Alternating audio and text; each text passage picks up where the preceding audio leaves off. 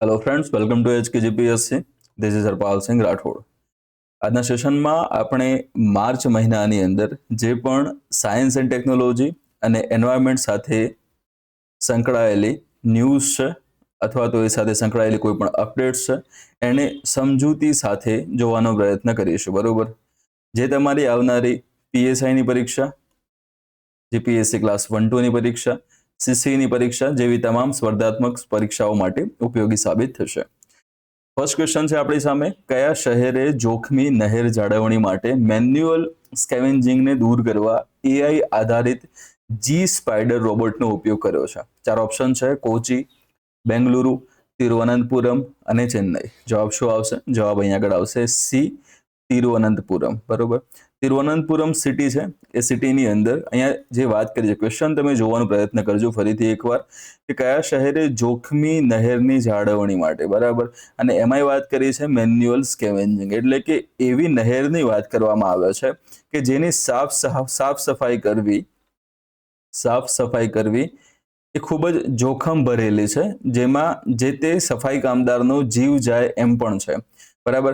તો એવી તમે એ કોઈ પણ સફાઈ કામદાર દ્વારા ત્યાં સફાઈ કરાવો છો તો એને મેન્યુઅલ સ્કેવેન્જિંગ તરીકે ઓળખવામાં આવે છે. બરોબર? મેન્યુઅલ એટલે કે વ્યક્તિ પોતે ત્યાં ઉતરશે, સાફ સફાઈ કરશે. બરાબર? તો એના જીવના જોખમનું ત્યાં આગળ સંભાવનાઓ વધારે આપણને જોવા મળે છે અને મૃત્યુ ત્યાં આગળ થાય એની સંભાવના જોવા મળે છે. અને આમાં પણ ખાસ તમે જોવા જાઓ તો અગાઉ, એટલે કે હમણાં થોડા ટાઈમ પહેલા આ રીતનું મેન્યુઅલ સ્કેવેન્જિંગ કરતા એવી નહેરમાં એક વ્યક્તિનું મૃત્યુ પણ થયું હતું. એટલે મૃત્યુ થયું એટલા માટે ખાસ કરીને આ નવું સ્ટેપ ત્યાં લેવામાં આવ્યું કે હવે વ્યક્તિઓ નહીં, ત્યાં આગળ હવે રોબોટ સાફ સફાઈનું કામ કરશે. કોણ કરશે? રોબોટ. અને એમાં પણ સ્પેશિયલી કહેવા તો AI બેઝડ, બરાબર, એટલે કે AI આધારિત રોબોટ, એટલે કે દેટ મીન્સ કે AI આધારિત હશે તો એને સરખી એવી રીતે પોતાની રીતે નિર્ણય લઈને કામ કરવાની ક્ષમતા પણ એની પાસે હશે. ફક્ત ને ફક્ત પ્રોગ્રામ આધારિત એ નહીં હોય. રોબોટ કેવો દેખાય? તો રોબોટ તમને આવો દેખાશે. કઈ રીતે કામ કરશે? તો આ જે ભાગ છે દેખાય તમને આ સાઈડમાં, આ શું છે? આ બધા કેબલ છે, અહીંયા તમને જોવા મળે છે. બરાબર? આ કેબલ દ્વારા આ રોબોટ ત્યાં જોડાયેલો હશે. ઉપરથી અને પછી નીચે ઉતારવામાં આવશે. નીચે ઉતારો એટલે આ જે પાવડા જેવા ભાગ તમને જોવા મળે છે, બરાબર, એ શું કરશે? તો આ પાવડા જેવા જે ભાગ છે એ પોતાની વચ્ચે ત્યાં કચરાને ફસાવીને ઉપરની તરફ લઈ આવવાનું કામ કરશે. શેની સફાઈ માટે? ખાસ કરીને તો કે નહેરની સફાઈ માટે, ખાસ કરીને જે કેનાલ્સ હશે, બરાબર, એ નહેરની સફાઈ માટે, એની જાળવણી માટે આવા જે રોબોટ છે એ રોબોટને લોન્ચ કરવામાં આવેલા છે. કોના દ્વારા? તો કે તિરુવનંતપુરમ સિટી છે એના દ્વારા સૌપ્રથમ આને અમલમાં લાવવામાં આવેલા છે. બરાબર? કોના દ્વારા આ રોબોટનું નિર્માણ કરવામાં આવેલું છે એવો કદાચ પ્રશ્ન તમને પૂછી લે તો કે નિર્માણ કરતા આના છે જેન રોબોટિક. બરાબર? જેન રોબોટિક ઇનોવેશન કરીને એક કંપની છે, એના દ્વારા આનું નિર્માણ કરવામાં આવેલું છે. ક્યાં આવેલી છે આ કંપની? તો કે કેરળમાં આવેલી છે. એટલે કે કેરળ સ્થિત જેન રોબોટિક ઇનોવેશન નામની કંપની છે, એના દ્વારા આ જે રોબોટ છે એ રોબોટનું નિર્માણ કરવામાં આવેલું છે. અગાઉ જેન રોબોટિક જે કંપની હતી એના દ્વારા એક અન્ય રોબોટ પણ ખાસ કરીને આ રીતે સાફ સફાઈ કરવા માટે બનાવવામાં આવ્યો હતો. એનું નામ શું છે? તો એનું નામ હતું બેન્ડિકૂટ. બરાબર? બેન્ડિકૂટ નામનો રોબોટ પણ અગાઉ આ જેન રોબોટિક જે કેરળ સ્થિત કંપની છે એના દ્વારા બનાવવામાં આવેલો હતો. ઠીક છે? તો બેન્ડિકૂટ તમારે એ પણ યાદ રાખવાનો છે. હવે નેક્સ્ટ તમે જોવા જાઓ ને તો આ જે રોબોટ જે છે, બરાબર, આ જે જી સ્પાઈડરની વાત કરવામાં આવે, આ જી સ્પાઈડર નામનો જે રોબોટ છે એ આર્કિટેક્ચર પર આધારિત છે. બરાબર? જે તેને સાંકડી અને જટિલ જે નહેરો હશે એ નહેરોમાં સચોટ રીતે હલનચલન કરવાની ક્ષમતા પણ પ્રોવાઈડ કરે છે, જેથી કરીને સારી એવી રીતે સાફ સફાઈ કરી શકે. AI લાગેલું છે, AI નો ઉપયોગ કરવામાં આવે છે. એની અંદર સેન્સર્સ લાગેલા છે જે કચરાના પ્રકારની ઓળખશે. એટલે કે પહેલી વસ્તુ શું છે, અંદર ત્યાં પહોંચશે, પહોંચ્યા બાદ કચરો કયા પ્રકારનો છે, કચરાના પ્રકારને ઓળખશે અને એને દૂર કરવા માટે રિયલ ટાઈમમાં નિર્ણય પણ લઈ શકશે. આપણે અલગથી એને કહેવાનું નથી કે ભાઈ આ તું દૂર લઈ જા. બરાબર?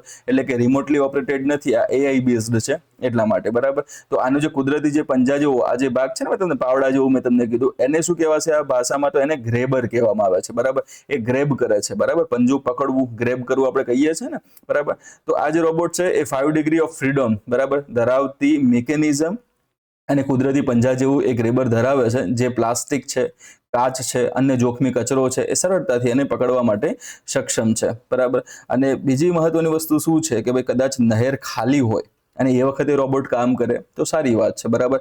પરંતુ આ જે રોબોટ છે એ પાણીનો ઊંચો પ્રવાહ, એટલે કે નહેરમાં પાણી વહેતું હોય, બરાબર, અને વહેતા પાણી દરમિયાન કામ કરવાનું હોય તો એ કામ પણ બહુ જ સારી એવી રીતે સચોટતાથી કરી શકે છે, જે શહેરી પૂર એટલે કે અર્બન ફ્લડિંગ જેને કહેવામાં આવે છે રોકવામાં પણ શું છે મદદરૂપ તમને થતો જોવા મળે છે. અને સરકારી યોજના સાથે આના જોડાણની વાત તમે કરવા જાઓ તો શેની સાથે જોડાયેલું છે તો કે સ્વચ્છ ભારત મિશન SBM, સ્વચ્છ ભારત મિશન એના અંતર્ગત અર્બન 2.0, બરાબર.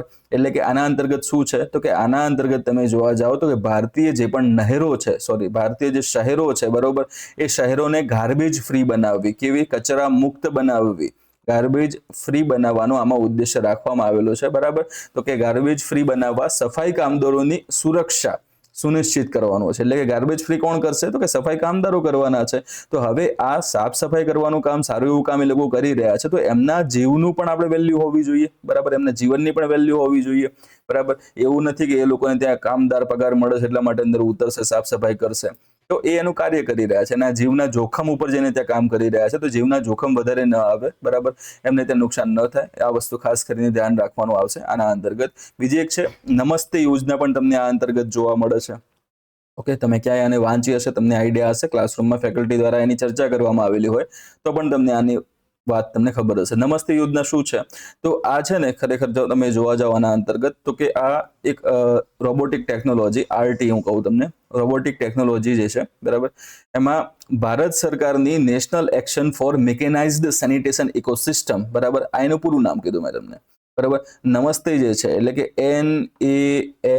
NAMASTE, નમસ્તે, એનું પૂરું નામ શું આવશે તો કે N ફોર આવશે તમારે નેશનલ, A ફોર આવશે એક્શન, ફોર M ફોર આવશે મેકેનાઇઝ્ડ, S ફોર આવશે સેનિટેશન, અને TE ફોર શું આવશે ત્યાં આગળ સેનિટેશન, એટલે કે આ ST છે સેનિટેશનનો છે, અને E જે આગળ લાસ્ટમાં આવે છે એ છે ઇકોસિસ્ટમ. એટલે પૂરું નામ એનું શું બનશે કે national action for mechanised sanitation ecosystem તરીકે આને ઓળખવામાં આવશે. એટલે કે એ યોજનાના લક્ષ્યોને પૂર્ણ કરવામાં પણ રોબોટિક ટેકનોલોજી છે એ સહાયક છે, જે સફાઈ કામદારો માટે શૂન્ય મૃત્યુ દર એટલે કે 0 ફેટાલિટી રેટ આપણે કહી શકીએ, બરોબર, તો પ્રાપ્ત કરવાનું લક્ષ્યાંક રાખે છે. તો નમસ્તે યોજના તમે એ પ્રમાણે યાદ રાખી શકો છો, બરાબર. તો આટલું તમને ધ્યાનમાં રાખવાનું હતું. શેના સાથે સંબંધિત તો કે આપણો આજે મેન્યુઅલ સ્કેવેન્જિંગ કરવા માટેનો આજે જી સ્પાઈડર રોબોટ છે એ તમને ચર્ચામાં જોવા મળે છે. અહીંયા જુઓ બીજી વસ્તુ, નહેરની વાત કરી, નહેરનું નામ શું છે, નહેરનું નામ છે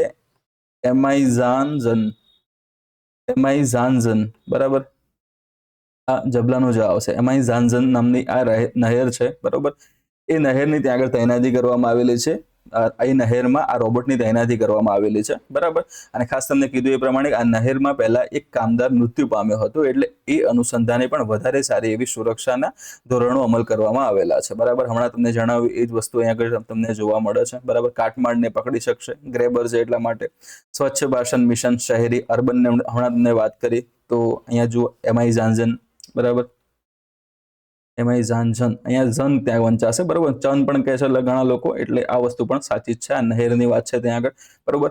માનવ મુક્ત સફાઈ પ્રાપ્ત કરવાનો કેમ આને કરવું પડે તો અગાઉ એક વ્યક્તિ ત્યાં આગળ મૃત્યુ પામ્યા હતા. હવે આ AI એટલે કે કૃત્રિમ બુદ્ધિમત્તાથી સજ્જ છે, જે વાસ્તવિક સમયમાં વિવિધ પ્રકારના કચરાને ઓળખશે. આની વાત કરીએ આપણે, સીધી સંગ્રહ વાહનોમાં સ્થાનાંતરિત કરી છે, જે ઝેરી પદાર્થોના માનવ સંપર્કને અટકાવીને સલામત અને વધુ કાર્યક્ષમ કચરા વ્યવસ્થાપન સુનિશ્ચિત કરે છે. એટલે કે ટૂંકમાં મેન્યુઅલ સ્કેવેન્જિંગ જે છે, બરાબર, એને નાબૂદ કરવાનું છે. એટલે કે વ્યક્તિઓ દ્વારા જે કચરાની ત્યાં સાફ સફાઈ થાય છે એને નાબૂદ કરીને એ જગ્યાએ પછી રોબોટનો ઉપયોગ કરવો, બરોબર. તો આ વસ્તુ તમને થતી જોવા મળશે, જેથી કરીને સફાઈ કામદારો જે છે એમના જીવનની રક્ષા પણ ત્યાં થઈ શકશે. ચલો નેક્સ્ટ ક્વેશ્ચન છે આપણી સામે, એ તમારા એન્વાયરમેન્ટનું ક્વેશ્ચન છે. વિશ્વ વન્યજીવન દિવસ 2026 ક્યારે વૈશ્વિક સ્તરે ઉજવવામાં આવશે, બરોબર. આવશે એટલે ક્વેશ્ચનમાં અહીંયા આગળ આવ્યો, આપણે એમ રાખજો ત્યાં આગળ ઉજવવામાં આવ્યો, બરાબર. તો આવ્યો જવાબ શું આવશે, 1 માર્ચ, 2 માર્ચ, 3 માર્ચ કે પછી 5 માર્ચ, બરાબર, ઉપર નીચે થઈ ગયું છે. શું જવાબ આવશે અહીંયા આગળ તો કે તમારો જવાબ અહીંયા આગળ બનશે ડી, 3 માર્ચ, બરાબર. 3 માર્ચનો દિવસ છે, એટલે કે 3 માર્ચનો જે દિવસ છે એ દિવસને આપણે વર્લ્ડ વાઇલ્ડ લાઈફ ડે તરીકે સેલિબ્રેટ કરીએ છીએ. 3 માર્ચને વર્લ્ડ વાઇલ્ડ લાઈફ ડે, ગુજરાતીમાં એનું શું કહેવાય છે, ગુજરાતીમાં એને કહેવામાં આવે છે વિશ્વ વન્યજીવન દિવસ તરીકે આપણે એને ઉજવીએ છીએ, બરાબર. કઈ તારીખે ઉજવાય છે? તો ફરીથી જોઈ લો એકવાર કે 3 માર્ચના રોજ એની ઉજવણી થતી જોવા મળે છે. 3 માર્ચ જ કેમ? આ પાછળનું રીઝન શું? તો કે આ પાછળનું રીઝન એ છે કે તમે ભૂતકાળમાં જોવા જાઓ તો 3 માર્ચ 1973ની ઘટના, બરાબર, 3 માર્ચ 1973ની ઘટના છે. તો એ દિવસે વન્યજીવો અને વનસ્પતિઓ, બરાબર, એટલે કે વન્યજીવો એટલે કે વન્ય પ્રાણીઓની ખાસ વાત કરવામાં આવશે, એટલે કે તમે ફ્લોરા એન્ડ ફોના બંનેને ત્યાં આગળ લઈ શકો છો, બરાબર, એટલે કે વન્યજીવો પણ હશે અને બીજી વનસ્પતિઓ પણ હશે. આ જે વન્યજીવો અને વનસ્પતિઓ છે એની લુપ્તપ્રાય પ્રજાતિઓ જે હશે એના આંતરરાષ્ટ્રીય વેપાર પરનું સંમેલન, જેને સાઇટ્સ તરીકે ઓળખવામાં આવે છે. શું કહેવામાં આવે છે? એને સાઇટ્સ. તમે એન્વાયરમેન્ટમાં વસ્તુ ભણ્યા હશો, બરાબર. તો જે સાઇટ્સ જે સંસ્થા છે, બરાબર, સોરી, જે સંમેલન જે છે, ઠીક છે, તો સંમેલન ઉપર હસ્તાક્ષર કરવામાં આવ્યા હતા. કઈ તારીખે? 3 માર્ચના રોજ એના ઉપર હસ્તાક્ષર કરવામાં આવ્યા હતા. એટલે કે એ દિવસને ધ્યાનમાં રાખીને 3 માર્ચ છે એ 3 માર્ચને વર્લ્ડ વાઇલ્ડ લાઇફ ડે તરીકે સેલિબ્રેટ કરવામાં આવે છે, જેનો ઉદ્દેશ્ય છે વિશ્વના વન્ય પ્રાણીઓ, વનસ્પતિઓ વિશે જાગૃતિ ફેલાવવી અને એમના સંરક્ષણ માટે પ્રયત્નો હાથ ધરવા. હવે આ જે દિવસ સેલિબ્રેટ કરવામાં આવ્યો 3 માર્ચના દિવસે, તો એની થીમ શું હતી? ઘણી વખત એક્ઝામમાં તમને ડાયરેક્ટલી થીમ જ પૂછતા હોય છે કે ભાઈ 2026 છે, વર્ષ 2026 છે, એ 26ની થીમ કઈ હતી? તો થીમ તમને જોવા મળે છે medicinal and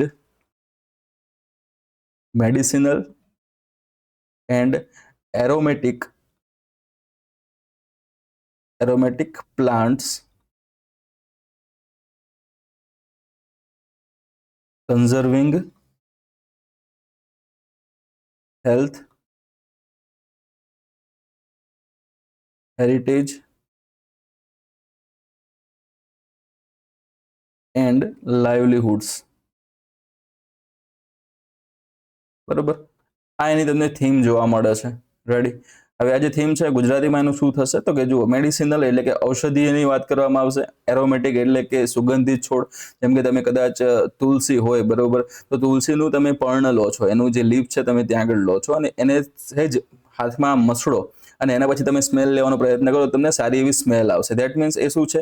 A aromatic glands એમાં ધરાવે છે, ગ્રંથિઓ ધરાવે છે, જેમાંથી એક વિશિષ્ટ પ્રકારનું ત્યાં પ્રવાહી રિલીઝ થતું હોય છે, બરાબર. તો એ કારણોસર એની સ્મેલ આવે. એટલે કે આવા તમે ઘણા બધા હવે પ્લાન્ટ્સ જોયેલા હશે, બરાબર. ફુદીનામાં પણ તમને જોવા મળે છે, આવું તુલસીમાં પણ તમને જોવા મળે છે, બરાબર. તો આ પોતાની અલગથી સ્મેલ ધરાવતા હોય ને એવા પ્લાન્ટને એરોમેટિક પ્લાન્ટ કહેવામાં આવે છે. રેડી? તો ઔષધિઓ અને સુગંધિત છોડની વાત છે. હવે એ અંતર્ગત કન્ઝર્વિંગ હેલ્થની વાત કરી છે, એટલે કે ટૂંકમાં આરોગ્ય છે એક, બીજી વસ્તુ હેરિટેજ એટલે કે વારસો છે, અને આજીવિકા, બરાબર, લાઇવલીહુડ્સ, બરાબર, એનું શું કરવાનું છે? કન્ઝર્વેશન કરવાનું છે, સંરક્ષણ કરવાનું છે. એટલે એ પ્રમાણે ગુજરાતીમાં આની થીમ શું થશે? તો કે ઔષધીય અને સુગંધિત છોડ, આરોગ્ય, વારસો અને આજીવિકાનું સંરક્ષણ, બરાબર. એ આ વખતનો જે આપણો વિશ્વ વન્યજીવન દિવસ હતો, વર્લ્ડ વાઇલ્ડ લાઇફ જે ડે હતો, બરોબર, એની થીમ તમને ત્યાં જોવા મળેલી છે. હવે ખાસ આ વસ્તુ શેની સાથે સંકળાયેલી છે? તો કે બાયોડાયવર્સિટી સાથે સંકળાયેલી તમને જોવા મળે છે. એન્વાયરમેન્ટમાં બાયોડાયવર્સિટી સાથે ડાયરેક્ટલી કનેક્ટ થતી આ વસ્તુ તમને જોવા મળે છે. ભારતની એમાં વાત કરવામાં આવે તો ભારત છે એ વિશ્વના 17 જેટલા જે મેગા ડાયવર્સ કન્ટ્રીઝ છે, બરાબર, એ દેશોમાંનો એક તમને જોવા મળે છે, બરાબર. અને એમાં ભારત પાસે તમે જોવા જાઓ તો વિશ્વની કુલ જૈવ વિવિધતા એટલે કે બાયોડાયવર્સિટી પ્રમાણે તમે જોવા જાઓ તો ભારત 8% આસપાસ બાયોડાયવર્સિટી ધરાવે છે વિશ્વની, બરાબર. અને એ અંતર્ગત અહીંયા જે વાત કરી છે મેડિસિનલ પ્લાન્ટ્સ, તો મેડિસિનલ પ્લાન્ટ્સ કેટલા ધરાવે છે? તો કે ભારત છે એ ભારતમાં વનસ્પતિની આશરે 45,000 પ્રજાતિઓ તમને જોવા મળે છે અને એ 45,000માંથી મેડિસિનલ પ્લાન્ટની સંખ્યા આપને 15,000 જેટલી જોવા મળે છે. અને આ જ કારણોસર ભારતનું આયુર્વેદિક છે એ વધારે એવું સારું એવું વિકસતું તમને જોવા મળે છે, બરાબર. અને એમાંય તમે જુઓ તો આ અંતર્ગત કે ભારતમાં તમે આશરે 70% જેટલી જે ઔષધીય અને સુગંધિત વનસ્પતિઓ છે એ તમને ક્યાં જોવા મળશે? તો એ તમને જોવા મળશે એક તો આપણા વેસ્ટર્ન ઘાટમાં, બરાબર, વેસ્ટર્ન ઘાટમાં. બીજું તમને ઈસ્ટર્ન ઘાટ, પૂર્વી ઘાટ છે એમાં તમને જોવા મળશે. એના સિવાય હિમાલયમાં તમને જોવા મળશે. રેડી? હિમાલય પછી બીજી કઈ જગ્યાએ? તો હિમાલય અને એની સાથે સાથે અરવલ્લીની પર્વતમાળાઓ, બરાબર, અરવલ્લીની પર્વતમાળાઓ જે છે એના ઉષ્ણકટિબંધીય જંગલોમાં પણ આવા પ્લાન્ટ્સ જોવા મળે છે. એટલે ખાસ કરીને 70%, એટલે ટોટલ ભારતમાં જે એની સંખ્યા છે, એની માત્રા છે, એ માત્રાના 70% તમને ખાલી ને ખાલી આ વેસ્ટર્ન ઘાટ, ઈસ્ટર્ન ઘાટ, હિમાલય અને અરવલ્લીની જે પર્વતમાળાઓના જે ઉષ્ણકટિબંધીય જંગલો છે એમાં જોવા મળશે. બાકીના 30% છે વીર વિખેર અલગ અલગ જગ્યાએ નાના મોટા જંગલોમાં, નાની મોટી તળેટીઓમાં તમને જોવા મળે છે. બરોબર, જે એક રીતે આપણું NAM જેનું પૂરું નામ શું આવશે? તેનું પૂરું નામ છે નેશનલ આયુષ મિશન એને કહેવામાં આવે છે. તો ઔષધીય છોડની ખેતીને પ્રોત્સાહન આપવા માટે ખાસ કરીને આ સરકારી પહેલ જે છે એ શરૂ કરવામાં આવેલી છે, એમ આપણે કહી શકીએ ત્યાં આગળ. અને એના સાથે કનેક્ટેડ શું તમને જોવા મળે છે? તો એ છે ઈ ચરક પહેલ, ઈ ચરક ઇનિશિયેટિવ તમને જોવા મળે છે, જે ઔષધીય વનસ્પતિઓ છે એના વેપાર અને માર્કેટિંગ માટેનું એક પ્લેટફોર્મ છે. આપણને એમ થાય કે ઔષધીય વનસ્પતિ તમે વાવી, બરોબર, તો વેપાર કરવા માટે ક્યાં જશો? તમે કઈ જગ્યાએ એના બાયર તમે ગોતશો? બરોબર, તો ઈ ચરક પોર્ટલ જે છે એ તમને આ બાબતે સહાય કરતું જોવા મળશે. બરાબર, વેપાર અને માર્કેટિંગ માટેનું એક પ્લેટફોર્મ ત્યાં બનતું આપણે અહીંયા જોવા મળે છે. એટલે ખાસ ધ્યાનમાં શું રાખવાનું છે આપણે? તો સાઇટ્સના એ દિવસે હસ્તાક્ષર થયા હતા, એ વસ્તુને ધ્યાનમાં ત્યાં આગળ રાખેલી છે અને ધ્યાનમાં રાખીને આપણે આ તરફ આગળ વધેલા છે. બીજી વસ્તુ, સાઇટ્સની જો વાત કરું ને, તો સાઇટ્સ એક લીગલી બાઇન્ડિંગ ટ્રીટી છે. બરાબર, એટલે કે આ એવી ટ્રીટી છે, એવી સંધિ છે, બરોબર, કે જે કાયદેસર રીતે બંધન કરતા છે. બરાબર, અગાઉ તમે જોવા જાઓ અલગ અલગ જે ટ્રીટીઓ થઈ હતી એ કાયદેસર રીતે બંધન કરતા નહોતી. એ તમને ત્યાં ભલામણો કરતી હતી કે તમારે આવું કરવું, સંરક્ષણ માટે આ કરવાનું, તે કરવાનું. આ કાયદેસર છે ભાઈ. તમે જો એના અંતર્ગત કોઈ પણ જે એ લોકોએ જે વસ્તુ જણાવી હોય કે આ વસ્તુ તમારે કરવાની, આ નથી કરવાની, નથી કરાતી વસ્તુ જો કોઈ પણ વ્યક્તિ કરે છે તો એના ઉપર કાયદેસરના પગલાં લેવામાં આવશે. કાયદેસરના એના ઉપર જે કાયદા જે નક્કી કરેલા છે એ મુજબ એને સજા પણ મળશે. બરોબર, તો 3 માર્ચ ખાસ યાદ રાખજો, ભૂલતા નહીં. એને વર્લ્ડ વાઇલ્ડ લાઈફ ડે તરીકે આપણે આ વખતે સેલિબ્રેટ કરેલું છે. ચલો નેક્સ્ટ એના પછી જોઈએ. તો હમણાં તમને જણાવી એ બધી જ વસ્તુ અહીંયા આગળ આપેલી છે. તમે શાંતિથી વાંચવા માંગતા હોવ તો એ અહીંયા તમે આને પોઝ કરીને વાંચી શકો છો. જો થીમ અહીંયા ગુજરાતીમાં પણ લખેલી છે, ઔષધિ અને સુગંધિત છોડ, આરોગ્ય, વારસો અને આજીવિકાનું સંરક્ષણ. રેડી? ચલો નેક્સ્ટ જોઈએ આપણે. તો નેક્સ્ટમાં તમારી સામે છે સૌથી મહત્વનું, હમણાં તમને જે જણાવતો હતો કે સાઇટ્સની વાત એન્વાયરમેન્ટમાં થઈ હશે કે તે, તો એ માટે તમારે સૌથી મોટો જે સ્ટેટિક પોર્શન જે છે જે મજબૂત કરે છે એ છે તમારા ફાઉન્ડેશન સબ્જેક્ટ. એટલે કે એક તરફ તમને આગળ જોવા મળે છે આપણા દ્વારા HKGPSC દ્વારા જે ચલાવવામાં આવતા જે કોર્સિસ છે એમાં તમે સાયન્સ એન્ડ ટેકનોલોજી પ્લસ એન્વાયરમેન્ટનો એક કોમ્બો કોર્સ તમને અવેલેબલ છે હાલમાં. બરાબર, એ કોમ્બો કોર્સ તમને ફક્ત અને ફક્ત 499 રૂપિયામાં મળી રહ્યો છે ઓફર અંતર્ગત. બરાબર, જે અંતર્ગત તમને 70 થી 80 કલાકના કુલ તલસ્પર્શી તમને લેક્ચર રહેશે, એટલે બંને વિષયના થઈને. બરાબર, PYQ સાથે, એટલે કે જે પણ ટોપિક ચાલે છે જે દિવસે એના ટોપિક પછી એમાંથી પૂછાયેલા જેટલા પણ PYQ હશે, ઇમ્પોર્ટન્ટ PYQ જે હશે, એટલે કે ટૂંકમાં તમને એ વસ્તુ બતાવશે પણ ખરા કે તમે જે ટોપિક ભણ્યા છો, બરાબર, એ એમને જ નથી, નકામો ટોપિક આપણે કવર નથી કરેલો, એમાંથી પ્રશ્ન પૂછાય છે જેની ત્યાં આગળ સાબિતી પણ આપશે ને તમારે PYQ આમાંથી, એટલે કે ક્વેશ્ચન આમાંથી કેવા પૂછાય છે એની પણ તમને માહિતી મળશે. કરંટ સંબંધિત મુદ્દાઓ હવે તમને ખબર જ છે, કરંટ આ બે વિષયમાં આપણા માટે ઇમ્પોર્ટન્ટ છે, ત્યાં નવું વસ્તુ આવતી હોય છે, તો એને સાંકળીને ત્યાં આગળ એનો અભ્યાસ કરવામાં આવેલો છે. અને એની સાથે સાથે કરંટ અફેર્સના લેક્ચર્સ છે એ ફ્રીમાં રહેશે. જોડે જોડે તમને શું મળશે તો કે હેન્ડ રિટન નોટ્સ છે. બરાબર, એટલે કે અમુક ચેપ્ટર્સ છે, એટલે કે લગભગ 10-20% ચેપ્ટર્સ છે જેની તમને હેન્ડ રિટન નોટ્સ મળશે. એન્વાયરમેન્ટની વાત છે, બાકી તમને એની PDF જે ટાઈપિંગ કરેલી હશે કોમ્પ્યુટર ઉપર, બરોબર, એ PDF મળશે. અને સાયન્સ એન્ડ ટેકનોલોજીની આખી જે ક્લાસ નોટ છે એ ક્લાસ નોટ તમને હેન્ડ રિટન વાળી જે છે એ તમને મળી રહેશે, જેથી કરીને લખવાની પણ તમારે ઝંઝટ નહીં રહે. તમે શાંતિથી એની ઝેરોક્સ કરાવી શકશો. ઝેરોક્સ કરાવીને જોડે જોડે લેક્ચર્સને જોઈ શકો છો. કોર્સ પરચેસ કરવા માટે શું કરશો તમે? આ કોર્સ તમારે કોમ્બો કોર્સ પરચેસ કરવો છે તો સિમ્પલી ટેલિગ્રામ પર જવાનું છે. ટેલિગ્રામ પર જઈને HKGPSC ટીમ નામની આપણી ID છે સર્ચ કરવાની છે.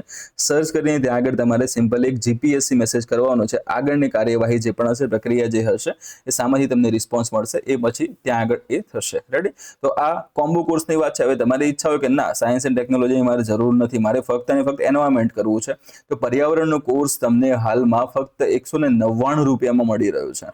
બરાબર, અને આ જે કોર્સ છે એના અંતર્ગત પર્યાવરણ સાથે સંબંધિત જે પણ આપણો ક્લાસ 1-2 નો સિલેબસ છે એ કમ્પ્લીટલી, બરોબર, ઇન ડિટેલમાં કવર કરવામાં આવેલો છે, જેનો ફાયદો તમારી આવનારી CCની એક્ઝામિનેશન હોય, બરાબર, કે પછી ફોરેસ્ટ ગાર્ડની પરીક્ષા હોય કે એ સંબંધિત કોઈ પણ પરીક્ષા હોય કે જેમાં એન્વાયરમેન્ટ એક સબ્જેક્ટ તરીકે છે, બરાબર, તો એ તમામ જેટલી પણ ભરતી પરીક્ષાઓ હશે બધામાં આ કોર્સ છે એ યુઝફુલ તમને જોવા મળશે, બરાબર. એની પણ ઇન્ફોર્મેશન અહીં આપેલી છે, તમામ લેક્ચર્સ કમ્પ્લીટલી તમામ મુદ્દાઓ આપણે કવર કરીશું, બરાબર. PDF સ્વરૂપે તમને મટીરિયલ પણ ત્યાં ફ્રીમાં જ મળવાનું છે આ અંતર્ગત, બરાબર. કરંટ અફેર્સ પણ તમને આ જે આપણી સિરીઝ ચાલે છે તમે જોઈ રહ્યા છો એ પ્રમાણે તમને ફ્રીમાં મળશે, બરાબર. એક્સપર્ટ ફેકલ્ટી એટલે કે હું ખુદ ત્યાં આગળ આ એન્વાયરમેન્ટ છે એના લેક્ચર્સ લેવાનો છું, મારી અહીંયા આગળ માહિતી અહીંયા આપેલી છે, તમે અહીંયા વાંચી શકો છો, બરાબર. એટલે કે વિષય સાથે સંકળાયેલી જે એક્સપર્ટાઇઝ છે એ મારી પાસે છે, જેનો પણ તમને સીધો લાભ મળશે. તો તમે એન્વાયરમેન્ટનો કોર્સ ખરીદવા માંગો છો તો સિમ્પલી એમાં પણ એ જ વસ્તુ કરવાની છે જે આ કોર્સમાં તમે કરી હતી. ટેલિગ્રામ પર જવાનું છે, ત્યાં આગળ તમારે HK GPSC ટીમ નામની આઈડી સર્ચ કરવાની છે. સર્ચ કરશો એટલે તમને આ પ્રમાણે જો આ દેખાય ઉપર લોગો આપણો, એવો લોગો નીચે એમાં ટીમ લખેલું હશે, બરાબર. ખાસ ફરક એ જ હશે, એમાં ટીમ લખેલું હશે HK GPSC ટીમ, એના પર તમારે એન્વાયરમેન્ટ મેસેજ કરવાનો છે. આગળની પ્રક્રિયા તમને ત્યાંથી જણાવવામાં આવશે. ઓકે, તો તમે અહીંથી એ પ્રમાણે કોર્સ પરચેસ કરી શકો છો. ઓનલી સાયન્સ એન્ડ ટેકનોલોજીનો કોર્સ પરચેસ કરવો હોય તો એ પ્રમાણે પણ તમારું ત્યાં આગળ એનું સેટિંગ થઈ જશે, બરાબર. તો તમે અહીંથી મેસેજ કરીને એના વિશેની માહિતી, કોર્સ તમારે પરચેસ કરવો હોય, ડેમો લેક્ચર જોવા હોય તો બધી પ્રક્રિયા ત્યાંથી તમને જણાવવામાં આવશે. ચલો નેક્સ્ટ જોઈએ. હવે આપણે ક્વેશ્ચન ઉપર પાછા આવીએ.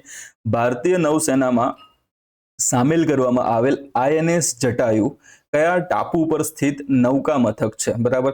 એટલે હવે તમને શું બતાવ્યું છે, INS લાગે દેટ ડઝન્ટ મીન કે એ એક કોઈ જહાજ જ હશે.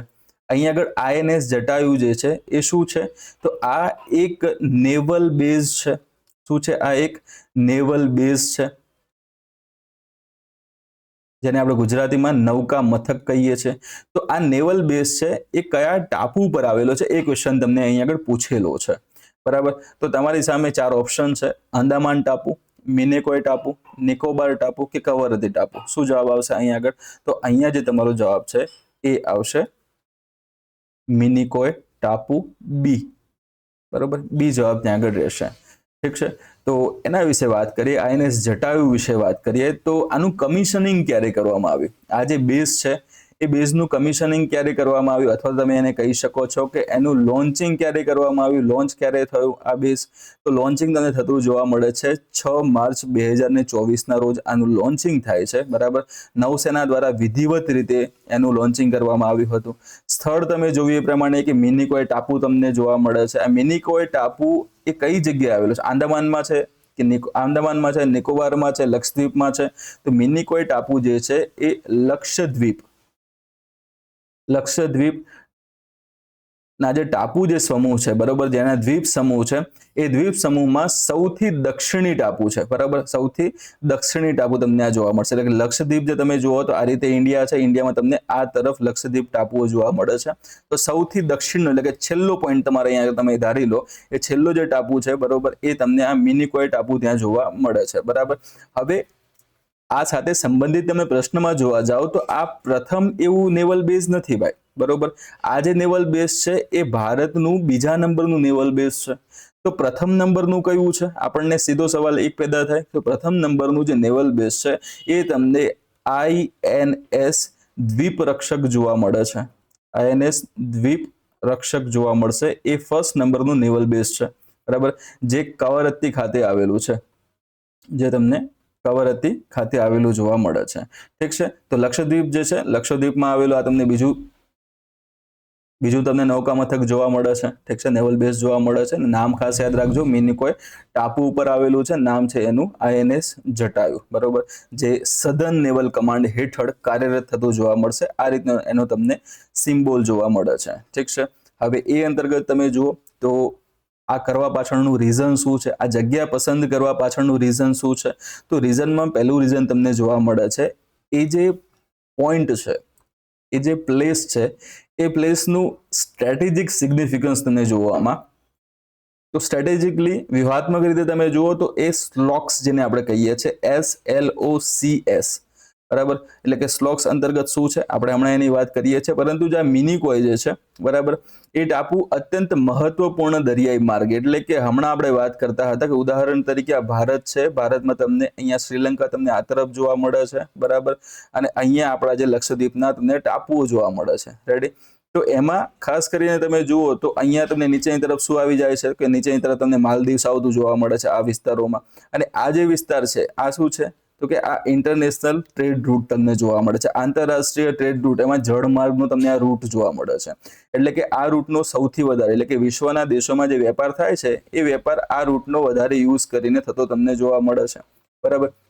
તો આ જે વેપાર થાય છે એની સૌથી નજીકમાં આવેલો પોઈન્ટ છે. એટલે કે તમે આ જે વેપાર માર્ગ ઉપર પણ સૌથી વધારે સારી એવી ત્યાં ધ્યાન રાખી શકો છો, દેખરેખ તમે રાખી શકો છો. બરાબર. એટલે એ ત્યાં ધ્યાનમાં રાખી શકો તમે. એના પછી આ સ્લોક્સની વાત કરી. બરાબર. સ્લોક્સ એટલે શું તો કે મહત્વપૂર્ણ દરિયાઈ માર્ગો જે છે. બરાબર. એના ઉપર તમને સ્થિત જોવા મળશે મિનિકોય ટાપુ અને તે 8 ડિગ્રી ચેનલ. એટલે હવે આ યાદ રાખજો 8 ડિગ્રી ચેનલ છે. બરાબર. જે ભારત અને ભારતને માલદીવથી અલગ કરે છે. એટલે કે 8 ડિગ્રી ચેનલ જે છે. બરાબર. એ અને બીજી તમને જોવા મળશે 9 ડિગ્રી ચેનલ. બરાબર.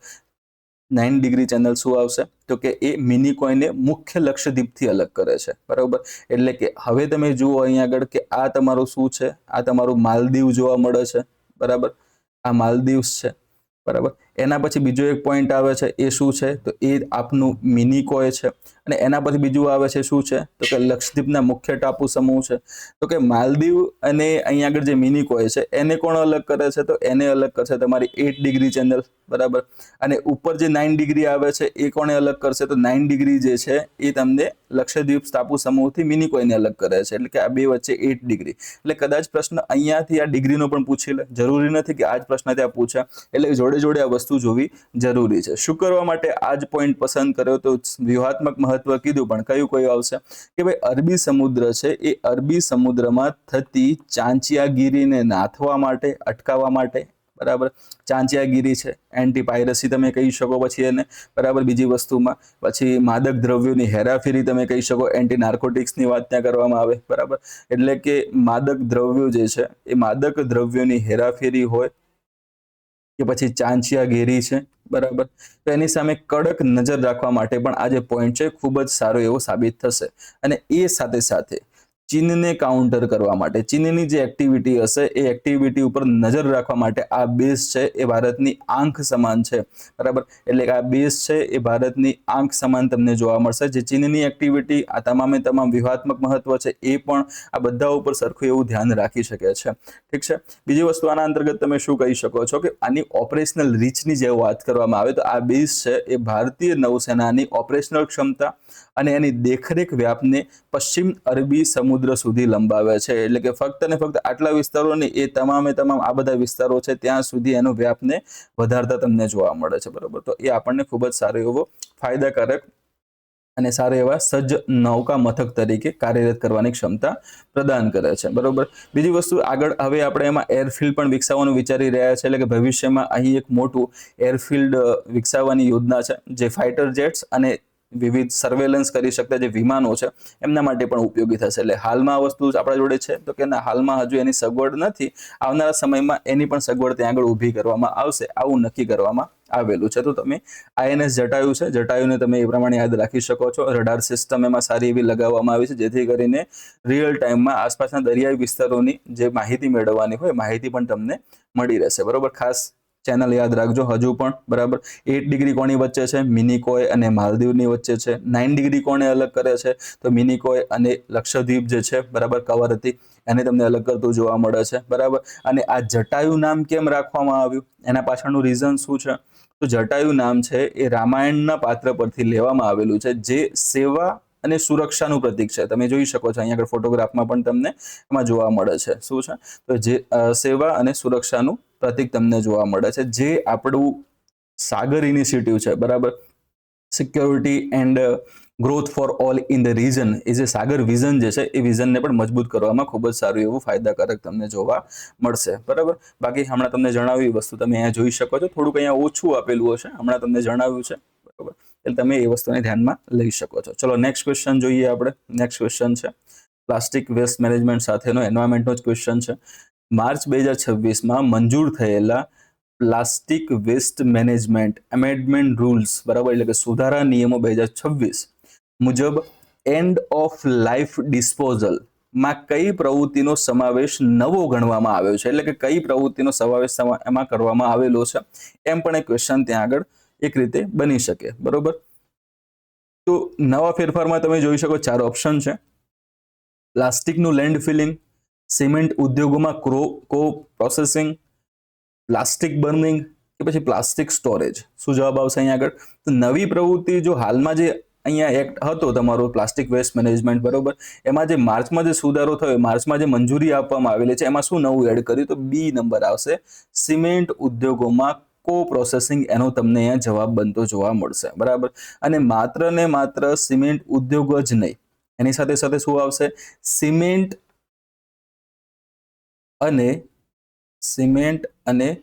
સ્ટીલ ઉદ્યોગો બંને ત્યાં આગળ આવશે. સિમેન્ટ અને સ્ટીલ ઉદ્યોગોમાં કો પ્રોસેસિંગની વાત અહીંયા આગળ કરવામાં આવેલી છે. તો એનો ઉદ્દેશ્ય શું રાખેલો છે? તો કે રિસાયકલ ન થઈ શકે ને, બરોબર, એવો પ્લાસ્ટિક, બરોબર, એવું પ્લાસ્ટિક એટલે તમે એને શું કહી શકો છો? MLP, મલ્ટી લેયર પ્લાસ્ટિક તમે કહી શકો છો. જે ડાયરેક્ટલી રિસાયકલ ન થઈ શકે એવું પ્લાસ્ટિક એટલે કે MLP છે. એ MLP ને તમે લેન્ડફિલ્સ, LF જે છે આપણા લેન્ડફિલ્સમાં જતું અટકાવવાનું છે. અને અટકાવીને એનો ઉપયોગ વિવિધ ઉદ્યોગોમાં 2 ઉદ્યોગની વાત ઉપર કરેલી છે, સિમેન્ટ અને સ્ટીલ. તો એવા ઉદ્યોગોમાં એવું જે પ્લાસ્ટિક જે આપણું વધેલું કચરા સમાન હતું, એમાં ઉદ્યોગોમાં આનો બળતણ તરીકે ઉપયોગ કરવો, આ ઉદ્દેશ્ય છે. શેના અંતર્ગત? તો કે આ નવા જે સુધારા કર્યા, એ નવા સુધારા અંતર્ગત આપણને આ વસ્તુ જોવા મળે છે. હવે શબ્દ જુઓ, શું જણાવે છે આપણને? કો પ્રોસેસિંગની વાત કરી રહ્યા છે. કો પ્રોસેસિંગ એટલે શું? તો કે ભાઈ ઉદ્યોગો જે છે એ ઉદ્યોગોમાં ઉર્જા મેળવવા માટે આપણે કોલસા અથવા તો તેલનો ઉપયોગ કરીએ છીએ, ઓઇલનો યુઝ કરીએ છીએ, બરાબર. કોલસા અથવા તો ઓઇલ, ખનિજ તેલનો ઉપયોગ કરીએ છીએ, બરાબર.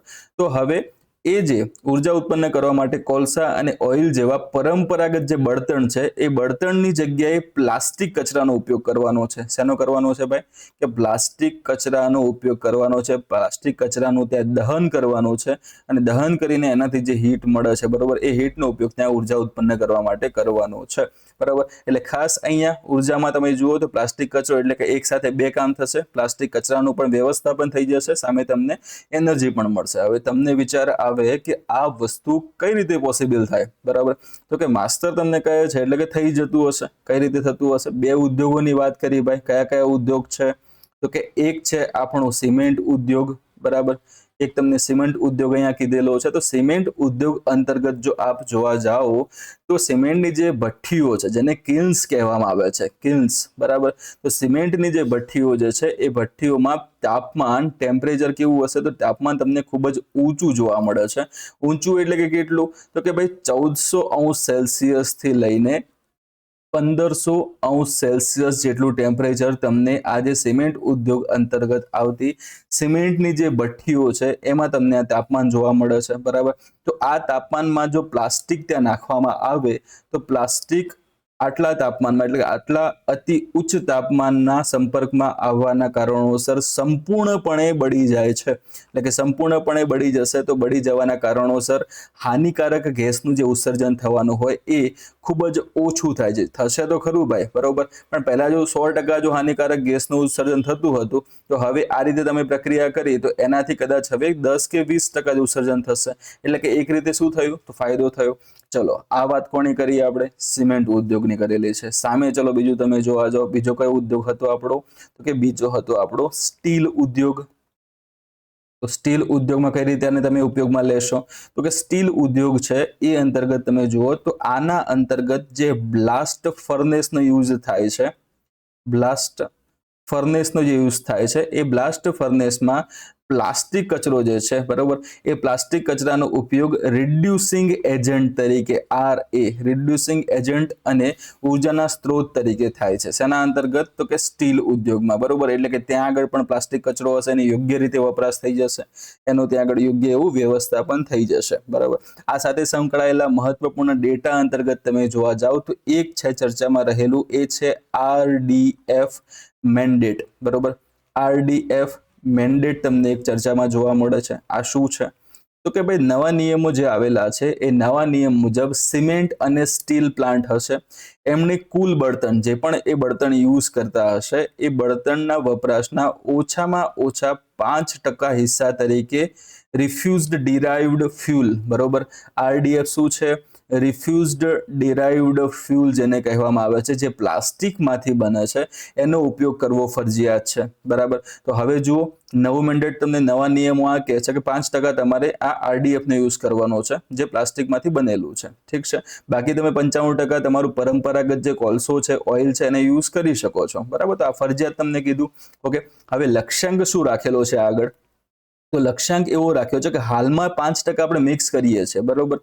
એને આગામી 6 વર્ષમાં, એટલે કે 6 વર્ષમાં તમારે આ 5% માંથી તબક્કાવાર વધારીને ક્યાં સુધી પહોંચવાનું છે? તો કે 15% સુધી પહોંચવાનું છે, બરાબર. એટલે કે આ વર્ષે કદાચ 5% છે, તો આવતા વર્ષે 5 ના 7% કરવા, એના પછીના વર્ષે 7 ના 9% કરવા, 10%, 12%, 13%, ટૂંકમાં 6 વર્ષ પછી 5 ના કેટલા ટકા કરવાના છે? 15% કરવાનું લક્ષ્યાંક આના અંતર્ગત રાખવામાં આવેલું છે. અને આ સાથે સંકળાયેલો, જો પર્યાવરણની વાત કરવામાં આવે મિત્રો, તો એ સાથે સંકળાયેલો જે મહત્વનો મુદ્દો છે, જેના વારંવાર પ્રશ્ન પૂછાતા જોવા મળે છે, એ કયો છે?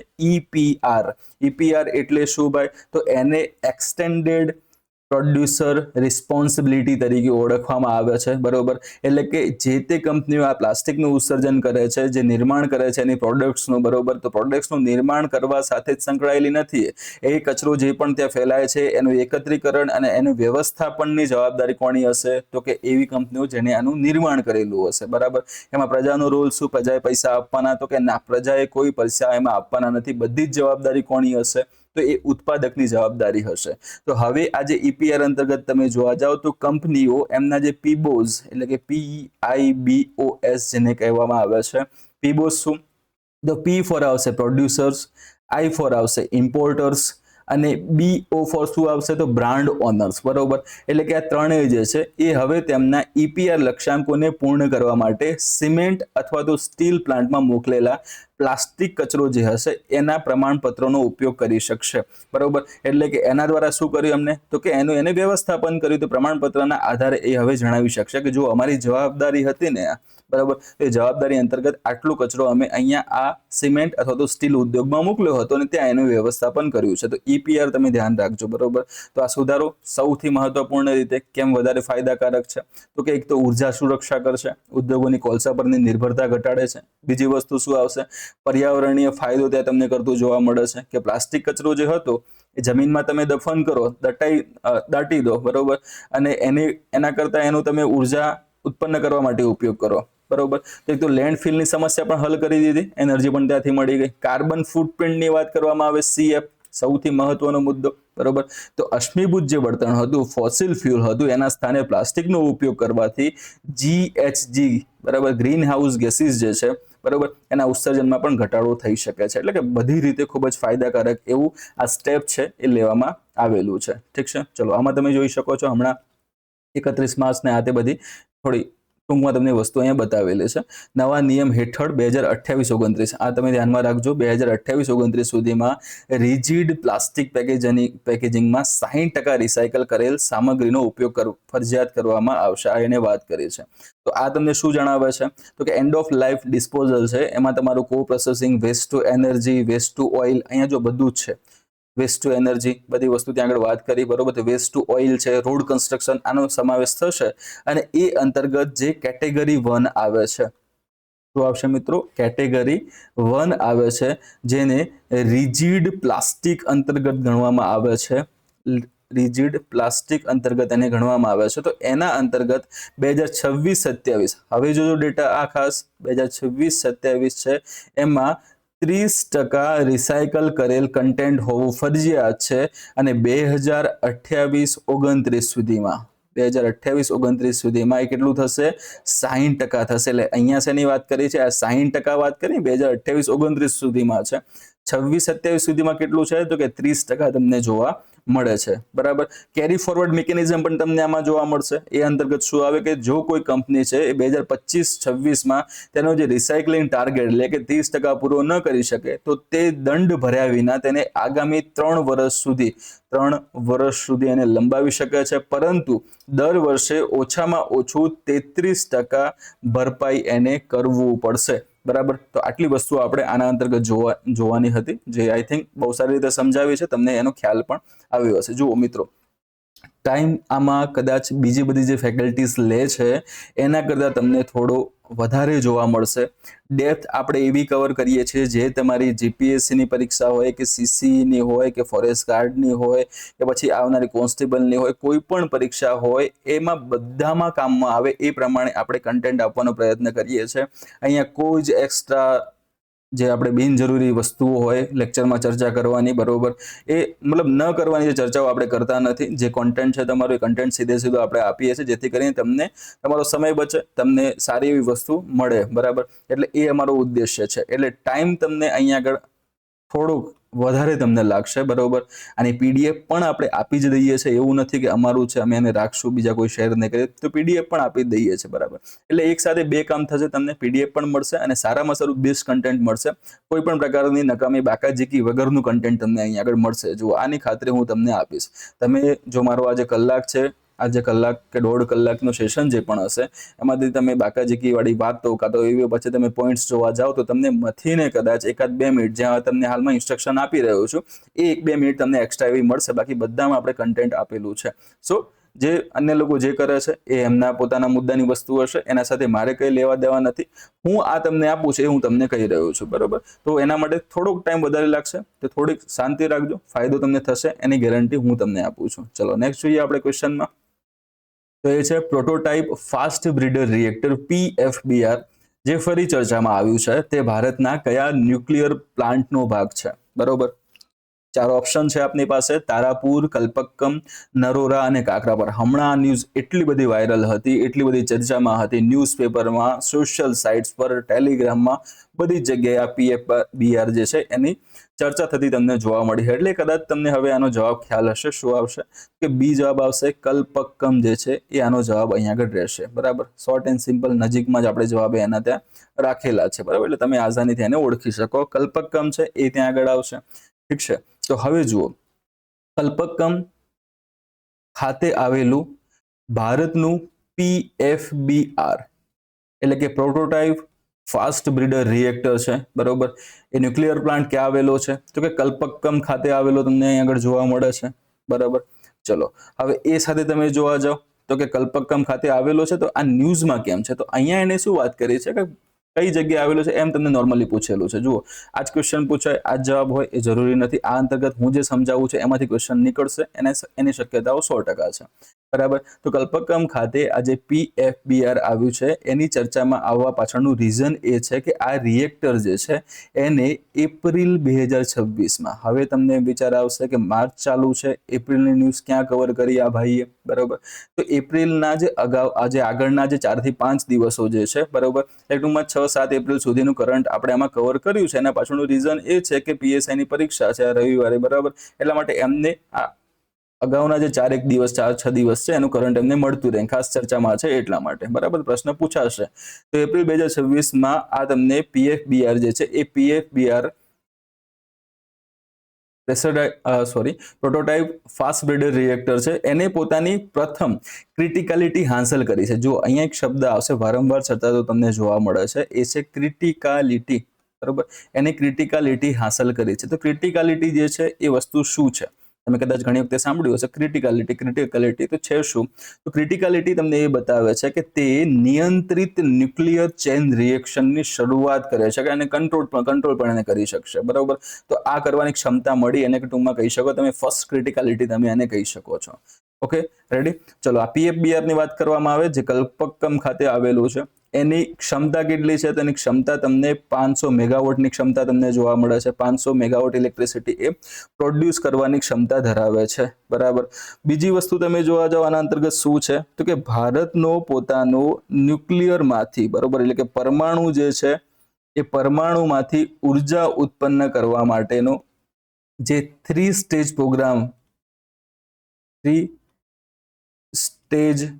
પ્રોગ્રામ શરૂ કરવામાં આવેલો હતો, બરોબર. એ 3 સ્ટેજ પ્રોગ્રામ જે છે એ અંતર્ગત પ્રથમ સ્ટેજ જે હતું એ આપણે પૂર્ણ કર્યું હતું. એના પછી આપણે સેકન્ડ સ્ટેજમાં છીએ, તો સેકન્ડ સ્ટેજ હાલમાં આપણે આ પૂર્ણ કર્યું છે.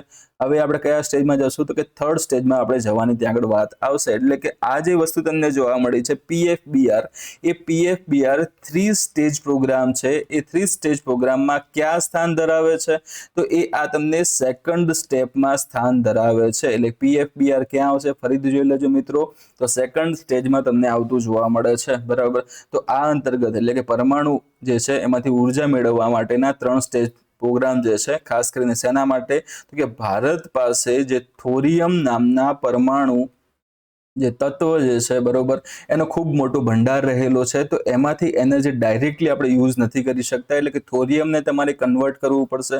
બરોબર, થોરિયમ છે TH232 ની વાત કરવામાં આવે, TH232 ઉપર એક ન્યુટ્રોન ત્યાં આગળ હુમલો થાય છે, તો ન્યુટ્રોન ત્યાં જોડાશે, તો TH233 છે એ યુરેનિયમ 233 બનતું જોવા મળે છે. TH233 જે છે એ ચેન રિએક્શન કરી શકતું નથી, એટલે કે એનર્જી ઉત્પન્ન કરી શકતું નથી. પરંતુ રિએક્ટરમાં જો એના ઉપર આજે એક્સ્ટ્રા ન્યુટન ત્યાં જોડાય છે, મારો ત્યાં ચલાવેલો હોય, બ્લેન્કેટ તરીકે યુઝ કરેલો હોય, તો આ 233માં એક ન્યુટ્રોન એડ થઈને 33 232 ના 233 બનશે. તો 233 થોરિયમ જે છે એ યુરેનિયમ 233 તરીકે અહીંયા ઓળખાતો તમને જોવા મળે છે. ચેઇન રિએક્શનમાં અહીંયા અલગ અલગ બીજા સ્ટેપ હોય છે, પણ આપણે એટલા બધા જાણવા જરૂરી અહીંયા નથી. યુરેનિયમ 233 બને છે જે ચેઇન રિએક્શન કરી શકે છે. ચેઇન રિએક્શન એટલે શું, કે ભાઈ ન્યુક્લિયર રિએક્ટરમાં જો આનો ઈંધણ તરીકે ઉપયોગ કરવામાં આવે છે, તો એમાંથી તમને સારા એવા પ્રમાણમાં ઉર્જા જે છે એ ઉર્જા મળશે. બરોબર, સતત આ પ્રક્રિયા ચાલુ રહેશે, ઉર્જા મળતી રહેશે, ગરમ થતું રહેશે પાણી, વરાળ બનતી રહેશે, વરાળ ઉપર જશે, ટર્બાઇન ફરાવશે. બરોબર, જે જનરેટર હશે પછી ત્યાં આગળ ઇલેક્ટ્રિસિટી જનરેટ કરતું તમને જોવા મળશે. રેડી?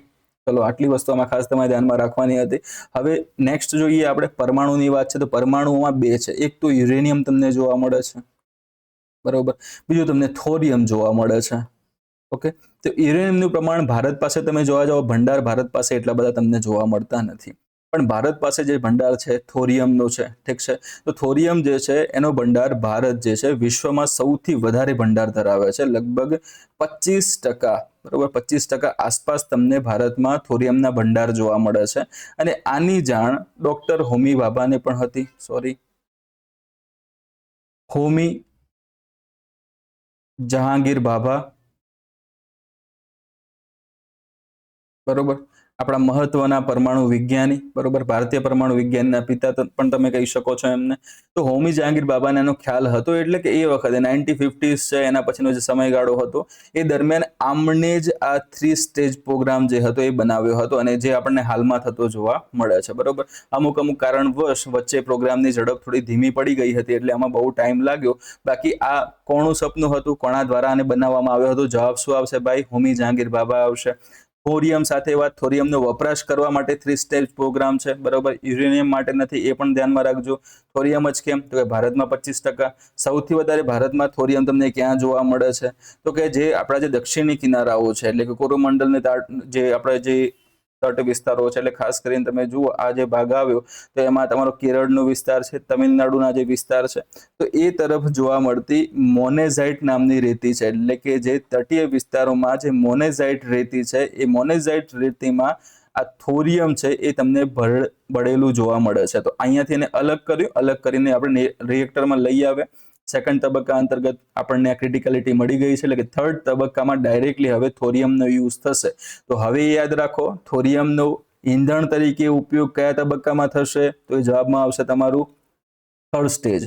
બરોબર, એટલે કે ત્રીજા સ્ટેજમાં આપણે એનો ઉપયોગ કરવો હતો, એટલા માટે થઈને જ આ વચ્ચે એટલે કે સેકન્ડ સ્ટેજમાં PFBR હોવું જરૂરી હતું. બરોબર, તો આઈ થિંક હું વિચારું છું, સમજુ છું ત્યાં સુધી તમને આ આઈડિયા આવી ગયો હશે. હવે આ જે સિદ્ધિ આપણને મળી છે મિત્રો, એ સિદ્ધિ અંતર્ગત તમે જોવા જાઓ તો સૌથી મહત્વની વસ્તુ એ છે કે ભારત જે છે એ વિશ્વનો બીજો દેશ બન્યો છે કે જેની પાસે આ રીતે વ્યાપારી સ્તરે ફાસ્ટ બ્રીડર રિએક્ટર ટેકનોલોજી જે છે એ ઉપસ્થિત છે, અથવા તો બનાવવામાં આવેલી છે, સંશોધન કરવામાં આવેલી છે. બરાબર, તો બીજો દેશ ભારત છે, તો પહેલો કોણ છે, તો પ્રથમ તમને આગળ જોવા મળશે રશિયા. બરોબર, રશિયા છે. બીજો તમને દેશ જોવા મળે છે વિશ્વમાં, એ કયો છે? ભારત. તો અહીંયા અમેરિકા પણ નથી આ લિસ્ટમાં, રશિયા તમને જોવા મળે છે, બીજું તમને ભારત જોવા મળે છે. બરોબર, તો વૈશ્વિક સ્થાન ભારતનું કયું આવશે આ અંતર્ગત? તો કે બીજું સ્થાન ધરાવે છે, એટલે કે રશિયા પછી ભારત છે વિશ્વનો બીજો એવો દેશ બન્યો છે જેની પાસે આ વ્યાપારી સ્તરે કાર્યરત એવું ફાસ્ટ બ્રીડર રિએક્ટર ટેકનોલોજી છે, બરાબર. પીએફબીઆર જે છે એના અંતર્ગત તમે બીજી વસ્તુ આ એક પણ માર્ક કરજો ત્યાં આગળ કે આની જે શરૂઆત છે, રચના છે, નિર્માણ છે, બરાબર. એટલે અહીંયા હું તમને બતાવવાનો પ્રયત્ન કરીશ એ વસ્તુને શું કહેવા માંગે છે આપણને.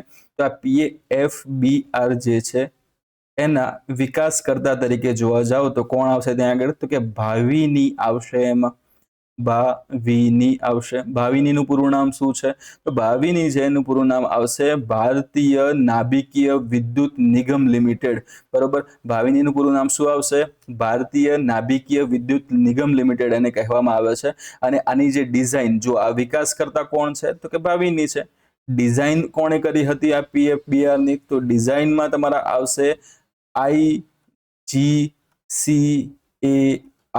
પૂરું નામ શું છે એનું, Indira Gandhi centre for atomic research જે છે એના દ્વારા આની પીએફબીઆર જે છે એની ડિઝાઇન કરવામાં આવેલી છે, જે ફ્યુલ તરીકે મોક્સ એટલે કે મિક્સ્ડ ઓક્સાઇડ બળતણનો ઉપયોગ કરે છે, જેમાં યુરેનિયમ. તો હવે પીએફબીઆર છે એમાં ઈંધણ તરીકે શેનો ઉપયોગ થાય છે ભાઈ, તો કે એક તમારું આવશે યુરેનિયમ અને આગળના તબક્કામાંથી મળેલું જે પ્લુટોનિયમ હતું એ પ્લુટોનિયમના મિશ્રણનો ઉપયોગ તમને આ તબક્કામાં એટલે કે પીએફબીઆરમાં થતો જોવા મળે છે, બરોબર. અને પીએફબીઆરમાં કુલન્ટ તરીકે કોનો ઉપયોગ થાય, જો તમે ન્યુક્લિયર ટેકનોલોજી ભણ્યા હશો ને મિત્રો, તો એમાં તમે ન્યુક્લિયર પ્લાન્ટ અને એની પ્રક્રિયા પણ ભણ્યા હશો, તો એમાં ઈંધણ છે, કુલન્ટ છે, આ બધી ચર્ચાઓ ત્યાં થતી હોય છે. તો કુલન્ટ તરીકે અહીંયા કોનો ઉપયોગ થાય છે પીએફબીઆરમાં, તો અહીંયા આગળ કુલન્ટ તરીકે પ્રવાહી સોડિયમનો ઉપયોગ થાય છે.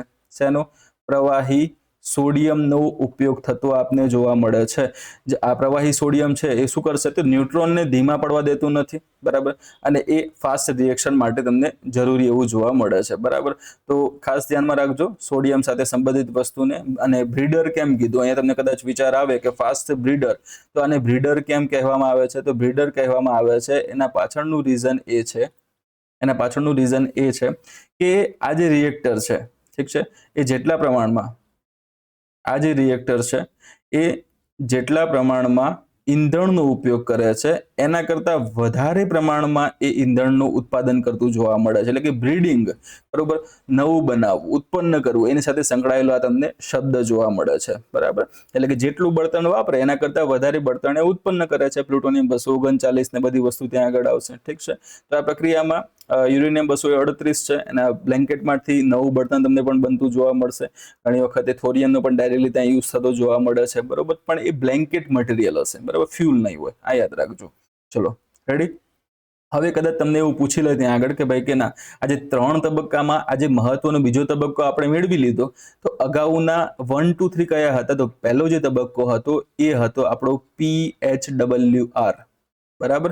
PHWR એનું પૂરું નામ શું છે, તો કે પ્રેશરાઇઝ્ડ હેવી વોટર રિએક્ટર કહેવામાં આવશે. બીજો તબક્કો કયો છે, તો બીજો તબક્કો તમને FBR જોવા મળ્યો છે. જે પ્રોટોટાઇપ શબ્દ તમે આગળ લગાવશો એટલે આને તમે PFBR કહેશો, બરોબર. તો આ FBR નું પૂરું નામ શું આવશે, ફાસ્ટ બ્રીડર રિએક્ટર કહેવામાં આવે છે. અને ત્રીજો તબક્કો કયો આવશે, આના પછી હવે જે આપણે કરવાના છીએ એ કયો આવશે, તો થોરિયમ બેઝડ રિએક્ટર્સ તમને ત્યાં આગળ જોવા મળશે, બરોબર. એટલે કે ત્રીજો તબક્કો તમને એ પ્રમાણે ત્યાંથી જોવા મળે છે. ચલો રેડી.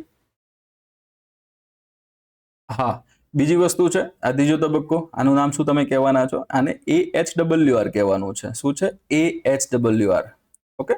તો PHWR ત્યાં આગળ હતું, P નું શું હતું, પ્રેશરાઇઝ્ડ હતું, પ્રેશરાઇઝ્ડ હેવી વોટર રિએક્ટર. અહીંયા AHWR નું શું આવશે, કે એનું આવશે એડવાન્સ હેવી વોટર રિએક્ટર. એટલે કે ત્રીજો તબક્કો AHWR, બીજો તબક્કો FBR. અહીંયા કોનો ઉપયોગ થશે, તો અહીંયા બળતણમાં એટલે કે ત્રીજા તબક્કામાં બળતણમાં થોરિયમનો ઉપયોગ થશે, બરાબર. તો થોરિયમ ત્યાં આગળ તમને ત્રીજા તબક્કાથી AHWR થી આવતું જોવા મળે છે. ચલો રેડી, વસ્તુ આટલી. હવે બીજી વસ્તુ, કલ્પકમની આપણે વાત કરતા હતા, કઈ જગ્યાએ આવેલું છે ભાઈ, તો કે એ તમિલનાડુ રાજ્યમાં આવેલું છે. તમિલનાડુ ખાતે આ કલ્પકમ આવેલું છે. બાકી બધી જ વસ્તુ જે તમને કીધી, લિક્વિડ સોડિયમ આ તે, બરોબર. તો ટેકનોલોજીમાં રશિયા પછી વિશ્વનો બીજો દેશ બનવા જઈ રહ્યો છે જે આ સ્તરે ફાસ્ટ બ્રીડર રિએક્ટરનું સંચાલન કરશે, બરોબર. બનવા જઈ રહ્યું છે નહીં, હવે શું છે, બીજો દેશ બન્યો છે જે આ સ્તરે બ્રીડર રિએક્ટરનું સંચાલન કરે છે, બરોબર, કરે છે તો કરશે. રેડી. ચલો નેક્સ્ટ એના પછી જોઈએ. હવે હા, બીજી એક ધ્યાનમાં રાખી લેજો, ન્યુક્લિયર એનર્જી જે છે એના સાથે પ્રશ્ન પૂછાય જો તો કે એપ્રિલ 2026, બરોબર, એપ્રિલ 2026 સુધીમાં ભારતની કુલ સ્થાપિત ન્યુક્લિયર ક્ષમતા વધીને કેટલી થઈ છે તો કે 8.78 ગીગાવોટ જેટલી થઈ છે, જેને તમે મેગાવોટમાં કન્વર્ટ કરો તો 8780 મેગાવોટ તમે કહી શકો છો. રેડી? ચલો હવે નેક્સ્ટ ક્વેશ્ચન આપણે જોઈએ. એના પછી એ છે તમારો, કયા ભારતીય રાજ્યે તેની દેશની પ્રથમ ગ્રીન હાઇડ્રોજન સંચાલિત ફેરી, બરોબર, ગ્રીન હાઇડ્રોજન સંચાલિત ફેરીનું સફળ ટ્રાયલ પૂર્ણ કર્યું છે? 4 ઓપ્શન છે: ગુજરાત, કેરળ, તમિલનાડુ અને મહારાષ્ટ્ર. અહીંયા જવાબ આવશે બી, કેરળ ખાતે. રેડી? તો અહીંયા ફરીથી ક્વેશ્ચન જુઓ, ભારતીય રાજ્ય, કયા ભારતીય રાજ્ય દેશની પ્રથમ ગ્રીન હાઇડ્રોજન સંચાલિત ફેરી, અહીંયા પણ તમે કહી શકો પ્રથમમાં સ્વદેશી એવી, કેવી? સ્વદેશી એવી ગ્રીન હાઇડ્રોજન સંચાલિત ફેરીનું સફળ ટ્રાયલ પૂર્ણ કર્યું છે, બરોબર. આ ભારત સરકારનું જે મેરીટાઈમ ક્ષેત્ર છે એ મેરીટાઈમ ક્ષેત્રને કાર્બન મુક્ત કરવાના લક્ષ્યાંક હેઠળનો એક મોટી સિદ્ધિ આપણે એને ગણી શકીએ છીએ, બરાબર. બીજી વસ્તુ કે ભારતની પ્રથમ, અહીંયા તમને કીધું ને ફર્સ્ટ વાળી વસ્તુ, બરાબર, તો ભારતની પ્રથમ સ્વદેશી green hydrogen fuel cell inland waterway, બરોબર, એટલે અહીંયા જે આવશે એ કયું છે? ઇનલેન્ડ વોટરવે આને કહેવામાં આવશે. એટલે ઇનલેન્ડ એટલે કે શું? તો ભારતની જે મુખ્ય ભૂમિ છે, મુખ્ય ભૂમિમાં વિવિધ નદીઓ જે આવેલી છે એ નદીઓમાં ફરી શકે, બરાબર, એ રીતનું આ જહાજ તમને જોવા મળશે, એ રીતની આ ફેરી જોવા મળે છે. દરિયા માટે આ વસ્તુ નથી, બરોબર, એટલે ઇનલેન્ડ વોટરવે માટે આનું નિર્માણ કરવામાં આવેલું છે, બરોબર. નિર્માણની વાત આવી તો નિર્માણ કોના દ્વારા કરવામાં આવેલું છે આ ફેરીનું? તો આના નિર્માણ કરતા અથવા તો નિર્માતા આપને જોવા મળે છે CSL, કોચિન શિપયાર્ડ લિમિટેડ આને કહેવામાં આવે છે. શું કહેવાય છે? કોચિન શિપયાર્ડ લિમિટેડ આને કહેવામાં આવે છે. અને આ જે ફેરી છે એ ફેરી HFC, બરાબર, HFC એટલે શું? તો કે હાઇડ્રોજન ફ્યુઅલ સેલ જે છે ટેકનોલોજી પર આધારિત તમને જોવા મળે છે, જે એક શૂન્ય ઉત્સર્જન અથવા તો ઝીરો એમિશન ઉર્જા સ્ત્રોત પણ તમે એને કહી શકો છો, બરોબર. તો HFC ની વાત ત્યાં આગળ થઈ.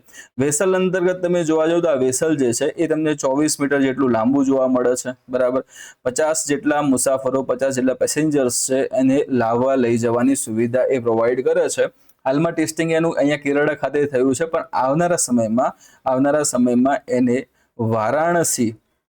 વારાણસીમાં ગંગા નદીમાં એને ચલાવવામાં આવશે અને ત્યારબાદ ગુવાહાટી ખાતે પણ એને ડિપ્લોય કરવામાં આવશે, ઠીક છે. એટલે પછી અલગ અલગ જગ્યાએ જે મોટી એવી નદીઓ છે એ મોટી એવી નદીમાં ફેરી તરીકે એને યુઝ કરવામાં આવશે. ઓકે, હવે અહીંયા જે વાત આપણે કરતા હતા કે ગ્રીન હાઇડ્રોજન સંચાલિત કીધી છે અહીંયા, બરાબર. તો ગ્રીન હાઇડ્રોજન સંચાલિતમાં HFC ની વાત છે. તો HFC માં તમે જોવા જાવ તો આના અંતર્ગત એટલે કે હવે તમારે શું કરવાનું છે તો કે ભાઈ એક તરફ તમારી પાસે અવેલેબલ હશે પાણીનો અણુ, બરોબર. આ પાણીનો અણુ તમારે તોડવાનો છે, બરાબર, એટલે કે ઇલેક્ટ્રોલિસિસની પ્રક્રિયા થશે. અહીંયા શું કહેવામાં આવશે? ઇલેક્ટ્રોલિસિસની પ્રક્રિયાનો ઉપયોગ કરીને પાણીનો જે અણુ છે એ પાણીના અણુને તોડવાનો છે. તોડશો એટલે એમાંથી તમને મળશે હાઇડ્રોજન અને બીજું તમને શું મળે છે?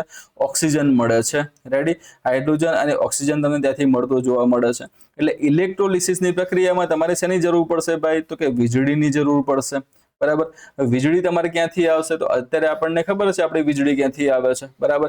પરંતુ અહીંયા આગળ જે ગ્રીન હાઇડ્રોજન જે વસ્તુ કીધી છે તો એના માટે જે વીજળી જરૂર પડશે એ વીજળી કોલ એટલે કે કોલસો અથવા તો જે ખનિજ તેલ છે એ ખનિજ તેલના દહનથી નથી આવતી, પરંતુ તે સૌર ઉર્જા, પવન ઉર્જા, જળ ઉર્જા, બરોબર, આવા પુનઃપ્રાપ્ય જે ઉર્જા સ્ત્રોતો છે એ પુનઃપ્રાપ્ય ઉર્જા સ્ત્રોતો દ્વારા ઉત્પન્ન થયેલી જે વીજળી જે છે એ વીજળીનો ઉપયોગ કરીને ઇલેક્ટ્રોલિસિસની પ્રક્રિયા કરવામાં આવે, પાણીનો અણુ તોડવામાં આવે ને એમાંથી હાઇડ્રોજન મેળવવામાં આવે. એ હાઇડ્રોજનને ગ્રીન હાઇડ્રોજન તરીકે ઓળખવામાં આવે છે. તો કોલનો ઉપયોગ કરીને ઇલેક્ટ્રોલિસિસની પ્રક્રિયા કરો તો એનાથી હાઇડ્રોજન મળે તો એને કયો હાઇડ્રોજન કહેવાય? તો એને તમે બ્લેક હાઇડ્રોજન કહેશો. કોલમાં તમે કયો ઉપયોગ કર્યો છે? એન્થ્રેસાઇટનો તમે ઉપયોગ કરેલો છે. કે પછી તમે લિગ્નાઇટ કે પછી બીજા કોઈ બિટ્યુમિનસ કે શેનો ઉપયોગ કર્યો છે, એને આધારે એના પ્રકાર આવે કે બ્લેક કાર્બન છે, બ્રાઉન કાર્બન છે. તો પરમાણુ ઉર્જામાંથી તમને વીજળી મળેલી છે તો એ તમે ઉપયોગ કરો છો તો એને તમે પિંક હાઇડ્રોજન ત્યાં કહી શકો છો. સોરી, અહીંયા બ્લેક હાઇડ્રોજન અને બ્રાઉન હાઇડ્રોજન આવશે. હમણાં મારાથી કાર્બન બોલાયું હતું, બરોબર. પરમાણુ ઉર્જાનો ઉપયોગ કરીને વીજળી મેળવી હોય ને એને ઇલેક્ટ્રોલિસિસમાં યુઝ કરો અને એનાથી હાઇડ્રોજન મળે તેને પિંક હાઇડ્રોજન કહેવામાં આવે છે, બરોબર. સૌર ઉર્જામાંથી વીજળી મળી છે. જો ફક્ત ને ફક્ત સૌર ઉર્જામાંથી વીજળી મળી હોય એ વીજળીનો ઉપયોગ ઇલેક્ટ્રોલિસિસ માટે કરો અને એમાંથી એ વીજળીનો ઉપયોગ કરીને H2 ને તમે તોડો છો, હાઇડ્રોજન મળે છે તો એને યલો હાઇડ્રોજન કહેવામાં આવે છે. તો ટૂંકમાં મૂળમાં જે વસ્તુ જે છે કે વીજળી આવી ક્યાંથી રહી છે, એટલે વીજળી જ્યાંથી મળતી હશે એ પ્રમાણે હાઇડ્રોજનનું નામ પડશે. એટલે અહીંયા ગ્રીન હાઇડ્રોજન છે, એટલે ગ્રીન હાઇડ્રોજનમાં કઈ એનર્જી આવશે તો કે ભાઈ ગ્રીન એનર્જીનો ઉપયોગ કરવામાં આવશે. ગ્રીન એનર્જી કઈ આવશે તો ખાસ કરીને પુનઃપ્રાપ્ય ઉર્જા સ્ત્રોતો ત્યાં આગળ જવાબદાર રહેતા તમને જોવા મળે છે. તો ફાયદો આનાથી એ છે કે ભાઈ આનાથી કોઈ પણ એવા હાનિકારક કે નુકસાનકારક વાયુઓ જે છે એ વાતાવરણમાં મુક્ત થતા નથી. તો કયા કયા નુકસાનકારક વાયુઓ છે તો કે કાર્બન ડાયોક્સાઇડની વાત કરવામાં આવે, નાઇટ્રોજન ઓક્સાઇડ્સની વાત કરવામાં આવે તો એ બધા વાયુઓ વાતાવરણમાં મુક્ત થતા નથી. પરંતુ મુક્ત શું થશે અહીંયા આગળ તો માત્ર ને માત્ર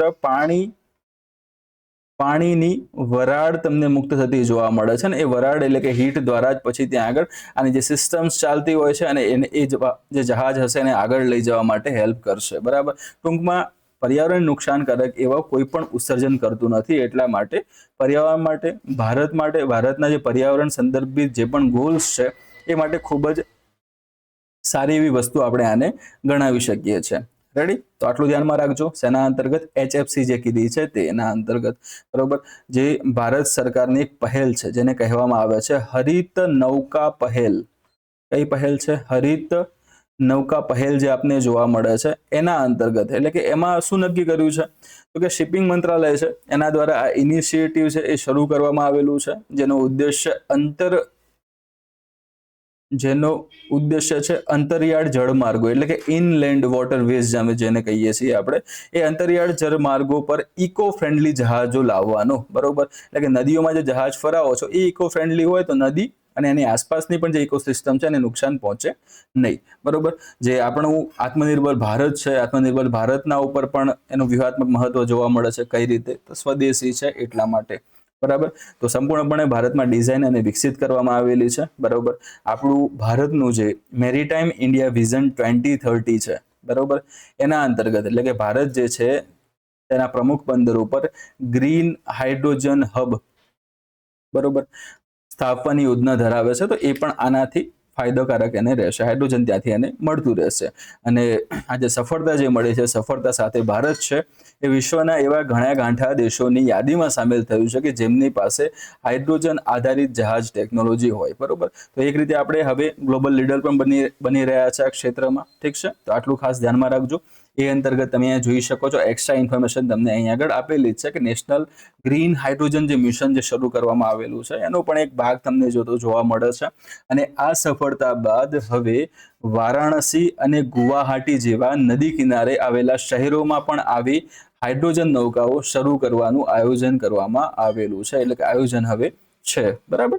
ચલો નેક્સ્ટ જોઈએ. એના પછી એ છે ક્વેશ્ચન આપણો 2026માં આંતરરાષ્ટ્રીય વન દિવસ નિમિત્તે કયા રાજ્યએ નિંગોલ વન પહેલ શરૂ કરી છે? બરાબર. 4 ઓપ્શન છે: મણિપુર, મિઝોરમ, નાગાલેન્ડ અને ત્રિપુરા. શું જવાબ આવશે અહીંયા? તો એ જવાબ આવશે મણિપુર. આનો જવાબ રહેશે. તો મણિપુર દ્વારા, બરાબર, મણિપુર દ્વારા આ આંતરરાષ્ટ્રીય વન દિવસ છે એ દિવસ એટલે કે ઇન્ટરનેશનલ ડે ઓફ ફોરેસ્ટ તરીકે આપણે જે ઉજવીએ છીએ એ દિવસે નિંગોલ વન યોજના જે છે, નિંગોલ વન પહેલ છે, સોરી, બરોબર, એની શરૂઆત કરવામાં આવેલી છે, બરોબર.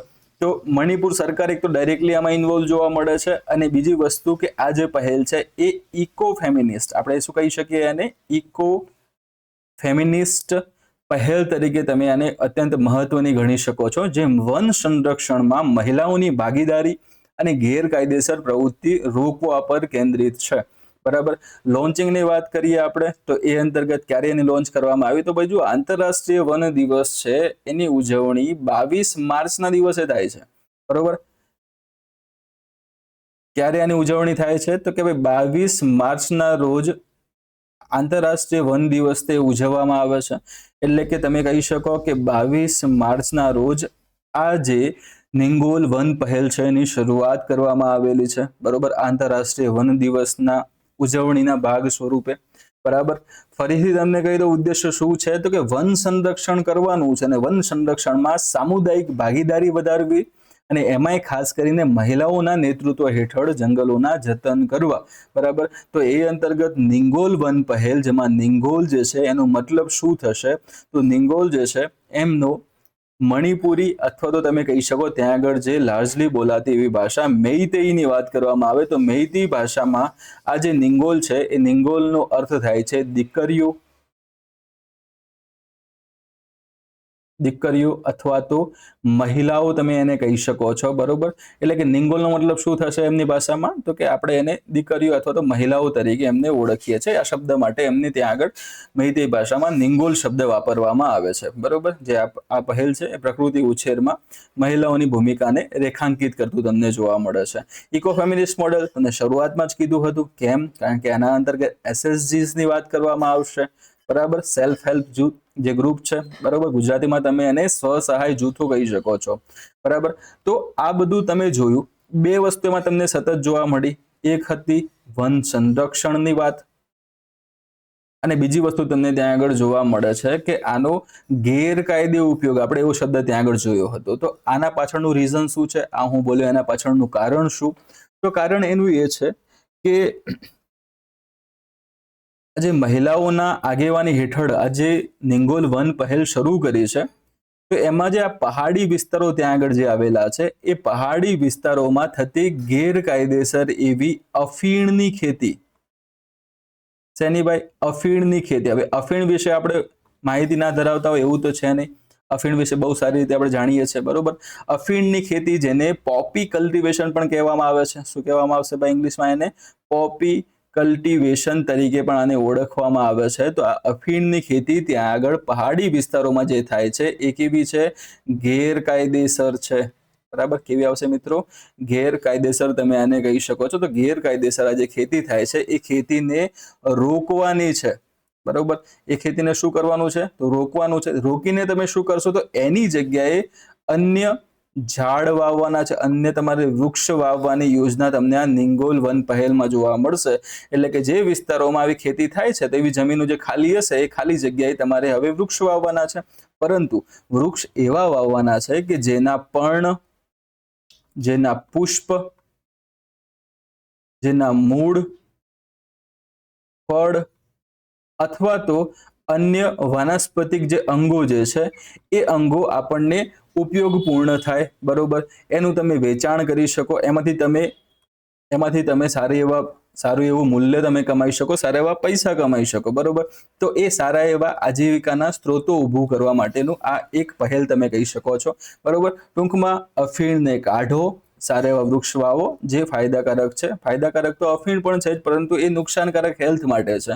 તો અહીંયા જે વૃક્ષો છે એ નુકસાનકારક ન હોય એ પ્રમાણે ત્યાં આગળ તમારા આવતા જોવા મળે છે. ઠીક છે, એના અંતર્ગત વનધન વિકાસ કેન્દ્ર, જેને આપણે VDVK તરીકે ઓળખીએ છીએ. બરોબર, તો મણિપુરમાં તમે જોવા જાઓ તો હાલમાં 11 જેટલા માઇક્રો ફૂડ પ્રોસેસિંગ યુનિટ કાર્યરત છે, જેમાંથી 95% છે એ મહિલાઓ દ્વારા ચલાવવામાં આવે છે. અને આ મોડેલને નિંગોલ વન પહેલ દ્વારા વધુ મજબૂત બનાવવામાં આવશે. વાત મણિપુરની છે તો જરૂર નથી ડાયરેક્ટલી આ સ્કીમ પૂછીને જ તમને પ્રશ્ન પૂછી લે. મણિપુર છે એના ત્યાં ફોરેસ્ટ કવર વિશે પણ પ્રશ્ન પૂછી શકે. વન આવરણની વાત કરવામાં આવે તો મણિપુર છે એ 74%, કેટલા? 74%થી પણ વધારે ભૌગોલિક વિસ્તાર, એનો જે 74%થી પણ વધારે જે વિસ્તાર છે ભૌગોલિક વિસ્તાર એ જંગલોમાં આવેલો છે. એટલે કે જંગલો કેટલા ટકા ધરાવે છે? તો ભાઈ 74% કરતા વધારે વિસ્તારમાં એ જંગલ ધરાવે છે. અને આ જે સંપત્તિનું જે છે એ સંપત્તિનું રક્ષણ એ રાજ્યની અર્થવ્યવસ્થા માટે એક કરોડરજ્જુ સમાન પણ તમે આને કહી શકો છો. બીજી વસ્તુ, મહિલાઓની અહીંયા આગળ ઉમેરો કરવામાં આવ્યો તો શાંતિ નિર્માણની વાત છે. તો આર્થિક રીતે સશક્ત મહિલાઓ દ્વારા વન સંરક્ષણ કરવામાં આવે તો એનાથી સ્થાનિક સમુદાયોમાં આર્થિક સ્થિતિસ્થાપકતા અને શાંતિ સ્થાપવામાં મદદરૂપ રહેશે. કેમ?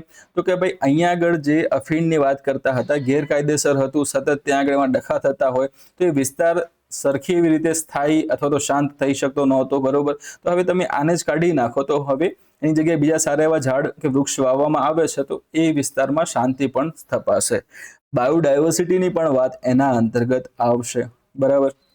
કે જે પહેલ છે આ એ જૈવ વિવિધતાના સંરક્ષણ અને આબોહવા પરિવર્તનના પડકારો સામે લડવા માટે સ્થાનિક જ્ઞાન જે હશે એનો ઉપયોગ કરતું તમને જોવા મળે છે, બરોબર. ફરીથી આપણે એક બીજો આ મુદ્દો આપણે જોઈ લઈએ, આંતરરાષ્ટ્રીય વન દિવસ. સિમ્પલી જેને ક્વેશ્ચન પૂછવો હશે એને તો આંતરરાષ્ટ્રીય વન દિવસ જે છે, બરોબર, એ વન દિવસ કઈ તારીખે ઉજવાય છે તો એ તમે જોયું 22 માર્ચના દિવસે, બરોબર. સોરી 22 માર્ચ ને અહીંયા 21 આવશે, ત્યાં આગળ 21 માર્ચે ત્યાં આગળ આવશે. આ 22 માર્ચે આની શરૂઆત કરવામાં આવી છે. નિંગોલ વન પહેલ ત્યાં આગળ આવે છે, એ તમને ત્યાં નોંધાતું જોવા મળે છે. ઓકે ઓકે 21 માર્ચ એટલે 22 માર્ચે મણિપુર સરકારે આની ત્યાં જાહેરાત કરી દીધી હતી. 21 માર્ચ ફરીથી તમને કહી દઉં છું, મારી ભૂલ છે, અહીંયા સુધારો રાખજો. આંતરરાષ્ટ્રીય વન દિવસ 21 માર્ચના રોજ ઉજવાય છે, બરાબર. 21 માર્ચના દિવસે જે આ વખતે આંતરરાષ્ટ્રીય વન દિવસ ઉજવાયો તો એની થીમ કઈ હતી? થીમનો પ્રશ્ન તમને પૂછી શકે છે, બરાબર. થીમ કઈ ત્યાં આગળ આવશે તો થીમમાં જવાબ આવશે forest and economies. Any theme હતી, શું આવશે મિત્રો? ફોરેસ્ટ એન્ડ ઇકોનોમીઝ જે આની થીમ છે, એટલે કે જંગલો અને અર્થવ્યવસ્થા એ આ વર્ષના આંતરરાષ્ટ્રીય વન દિવસ જે હતો, બરોબર, એની તમને થીમ જોવા મળે છે, બરોબર. અને એમાં આ નિંગોલ વન પહેલ છે એની શરૂઆત કરવામાં આવી છે, ઠીક છે. અને જોવા જાઓ તમે તો મણિપુરના જે ટોટલ 16 જેટલા જિલ્લાઓ મણિપુરમાં આવેલા છે, બરોબર. તો 16 જેટલા જિલ્લાઓમાં આ જે નિંગોલ વન પહેલ છે એ હવે સ્ટેપ બાય સ્ટેપ બધા વિસ્તારોમાં કવર કરીને આગળ એને વધારવામાં આવશે, ઠીક છે. અને આ જે ઇનિશિયેટિવ છે તે PM વનધન યોજના અને અન્ય જે કેન્દ્રીય યોજનાઓ છે એના સાથે સંકલિત થતી જોવા મળે છે. ઓકે, તો આ વસ્તુ હમણાં તમને જણાવી છે. 16 જિલ્લાઓની પણ વાત થઈ. મોટાભાગની મહિલાઓ કાર્યક્રમ ખસખસની ખેતી, અહીંયા જુઓ શું છે વર્ડ, ખસખસની ખેતી જેવી ગેરકાયદેસર પ્રવૃત્તિ. આપણે શેની વાત કરી હતી? અફીણની ખેતી. તો હવે જુઓ આ જે છોડ છે, ઉદાહરણ તરીકે આ છોડ ઉગેલો છે, બરાબર, અફીણનો કંઈક આ પ્રમાણે તમને જોવા મળે છે. ઓકે, એને પર્ણ થોડા નીચેની તરફ આવશે, બાકી ઉપર આખું એક દંડ જેવી રચના તમને સીધી જોવા મળે છે, ને એના ઉપર આ રીતનું તમને જોવા મળશે રચના, બરોબર. આ છે અફીણ. અફીણનું તમને જે ડીંડું જે કહેવામાં આવે છે ભાગ છે. હવે જુઓ આ જ્યારે આવી રચના હોય છે ત્યારે એના ઉપર બ્લેડથી, બરોબર, હવે જે તે એનું પાક લેવાવાળા વ્યક્તિ એને ખબર પડે કે હવે આ પરિપક્વ થઈ ગયું છે ત્યારે આનું જે આ ફ્રૂટિંગ જે ભાગ છે, આ જે ભાગ છે એના પર બ્લેડ મારવામાં આવે છે ઊભી. તો બ્લેડ મારવામાં આવે તો એ કારણોસર ત્યાંથી ક્ષીર નીકળતું તમને જોવા મળે છે. ક્ષીર જેવું ઘટ્ટ પ્રવાહી તમને નીકળતું જોવા મળે છે, બરોબર. આ પ્રવાહી એ જે ભાગ છે, એટલે કે આનો જે ભાગ, એટલે ઉદાહરણ તરીકે આ ભાગ છે બહારનો ભાગ, બહારના ભાગ ઉપર આ જે પ્રવાહી નીકળશે તો નીકળીને આના ઉપરના ભાગ તરફ અહીંયા સુધી લંબાયેલું રહેશે, વાતાવરણના સંપર્કમાં આવશે, બરોબર. એટલે કે સાવ લિક્વિડ ફોર્મમાં પણ નથી. તમે જોવા જાવ કેવું ત્યાં આગળ હશે તો આમ ઘટ્ટ પ્રવાહી હોય ને એવું હશે, એટલે વાતાવરણના સંપર્કમાં આવતા એ પછી ત્યાં સુકાય છે, બરોબર. એટલે વ્હાઇટમાંથી પછી એ અલગ અલગ રંગમાં, એટલે કે સહેજ એક કાળાશ પડતા રંગનું એ પદાર્થ તમને બનતો જોવા મળે છે, અને એ જ પદાર્થ એને પછી ત્યાંથી અલગ કરવામાં આવશે, અને એ અલગ પદાર્થ છે એને આપણે શું કહીએ છીએ? એને અફીણ તરીકે ઓળખીએ છીએ. હવે જુઓ દૂધમાંથી શું બન્યું? તો અફીણ ત્યાં બન્યું છે. પરંતુ આ જે તમને ફળ જેવો ભાગ જોવા મળ્યો એની અંદર નાના નાના બીજ હોય છે, બરોબર. આ બીજ જે છે એ બીજને જ આપણે ખસખસના બીજ તરીકે ઓળખીએ છીએ, બરોબર. આ જે છોડ છે એને આપણે ખસખસનો છોડ અથવા તો અફીણનો છોડ આપણે એને કહીએ છીએ, બરોબર. એનો ખસખસના બીજ છે એનો ઉપયોગ તમે જોયું હશે કે જે આપણા જે લાડવા હોય છે, લડ્ડુ જે હોય છે, બરોબર, એનું કોટિંગ જે નાના નાના બીજથી જે થયેલું હોય છે ને ઉપર, બરોબર, જે ખાધા પછી લાડવા ખાધા પછી આપણને ઘેન આવતું હોય છે, ઊંઘ આવતી હોય છે, તેના પાછળનું રીઝન શું? તો એના ઉપર જે ખસખસના જે બીજ લાગેલા છે એ મૂળ તમારો આ અફીણનો છોડ છે એના જ બીજ છે, બરોબર. એટલા માટે હવે ભલે નાનું એવું કદ એનું હોય બીજનું, તો નાનું એવું કદ હોય એમ છતાં પણ એની અસર તો રહેવાની જ છે, થોડી ઘણી નશાકારક અસર. તો એ કારણોસર આપણને ઘસઘસાટ સારી એવી ઊંઘ આવતી જોવા મળે છે લાડવા ખાધા પછી. પેલો કે મેં 4 લાડવા ખાધા એટલા માટે. તો ઘી એની અંદર વપરાયું છે તો ઘી તો ભારે છે જ, નો ડાઉટ, એ વસ્તુ તો છે જ, બરોબર. પણ જોડે જોડે આ બીજ છે જે છે એ સૌથી વધારે અસર ત્યાં કરતા હોય છે. તો લાડવા છે, અન્ય એવી મીઠાઈઓ છે, એના કોટિંગમાં આનો યુઝ થતું હોય છે, કોટિંગ એટલે ટૂંકમાં એને સુશોભન માટે એનો વધારે ત્યાં યુઝ થતો તમને જોવા મળશે. તો રેડી, આ ખસખસ કે પછી અફીણ એ બંને અલગ છોડ નથી, બંને તમને એકના અંતર્ગત જ જોવા મળશે. નેક્સ્ટ ક્વેશ્ચન છે, ઇન્ડિયા બાયોસેફ્ટી ફ્રેમવર્ક મુજબ સિન્થેટિક બાયોલોજીનો ઉપયોગ કરીને બનાવેલા ઉત્પાદનો માટે કઈ નવી લેબલિંગ સિસ્ટમ ફરજિયાત કરાઈ છે? બરોબર, 4 ઓપ્શન છે, green dot, Synthpure, engineered bio product કે પછી ઇકોસેફ. અહીંયા શું જવાબ આવશે? સી જવાબ આવશે, એન્જિનિયર્ડ બાયો પ્રોડક્ટની વાત કરવામાં આવશે. ઓકે, તો એન્જિનિયર્ડ બાયો પ્રોડક્ટ જેને તમે EBP કહી શકો છો, EBP. ઓકે, અને ઘણી વખતે આજે EBR પણ એને ત્યાં કહેવામાં આવે છે. EBR શું કહે છે ત્યાં આગળ કે એન્જિનિયર્ડ બાયોલોજીકલ રિસોર્સ તમને એ કહે છે. બરોબર, એટલે કે EBR લેબલિંગ જે કરવાનું છે એમાં તમારું EBP લેબલ ત્યાં આગળ હોવું જરૂરી છે. તો ઇન્ડિયા બાયોસેફ્ટી ફ્રેમવર્કની ત્યાં આગળ વાત કરીએ આપણે, તો કે ભારત સરકાર છે એ ભારત સરકાર દ્વારા બાયો E3 પોલિસી લાવવામાં આવી. બરોબર, બાયો E3 પોલિસી, જેને બાયો E3 નીતિ પણ આપણે કહીએ છીએ. એનો મતલબ શું આવશે, પૂરું નામ એનું? તો કે ભાઈ બાયોટેકનોલોજી ફોર, અહીંયા E3 એટલે કે 3E ની વાત કરવામાં આવે છે. એક ઈમાં શું આવશે તો ઇકોનોમી આવશે, બીજા ઈમાં શું આવે તો કે એન્વાયરમેન્ટ આવે છે, ત્રીજા ઈમાં શું આવશે તો કે એમ્પ્લોયમેન્ટની વાત કરવામાં આવે. ઓકે, તો આ E3 એટલે કે 3E છે, ઇકોનોમી, એન્વાયરમેન્ટ એન્ડ એમ્પ્લોયમેન્ટ. બરોબર, એટલે કે biotechnology for economy, environment, employment હેઠળ આ ક્ષેત્રમાં નવા સુરક્ષા ધોરણો અને લેબલિંગ નિયમોને રજૂ કરવામાં આવેલા છે. તો કાલે ઉઠીને તમને એવું પૂછાય કે નીચેનામાંથી કયા ઈનો સમાવેશ બાયો E3 અંતર્ગત થતો નથી, તો આ 3E તમારે યાદ રાખવાના રહેશે. એક ઈ છે ઇકોનોમી, બીજો છે એન્વાયરમેન્ટ અને ત્રીજો છે એમ્પ્લોયમેન્ટ. બરોબર, આ 3E ને ખાસ ધ્યાનમાં રાખશો. હવે EBR લેબલિંગની વાત કરીએ. આ EBP છે, EBP અંતર્ગત તમને જોવા મળે છે EBR લેબલિંગ. બરોબર, તો આના અંતર્ગત તમને શું કહેવા માંગે છે તો કે ભાઈ સિન્થેટિક બાયોલોજી જે હશે, સિન્થેટિક બાયોલોજી દ્વારા બનાવવામાં આવેલા ઉત્પાદનો છે એ ઉત્પાદનો ઉપર આ લેબલ છે એ લગાવવાનું છે. હેતુ શું છે આનો તો કે ગ્રાહકો છે અને બીજા તમને સંશોધકો જોવા મળે છે. ગ્રાહકો અને બીજું તમને જોવા મળે છે સામેના પક્ષે સંશોધકો છે.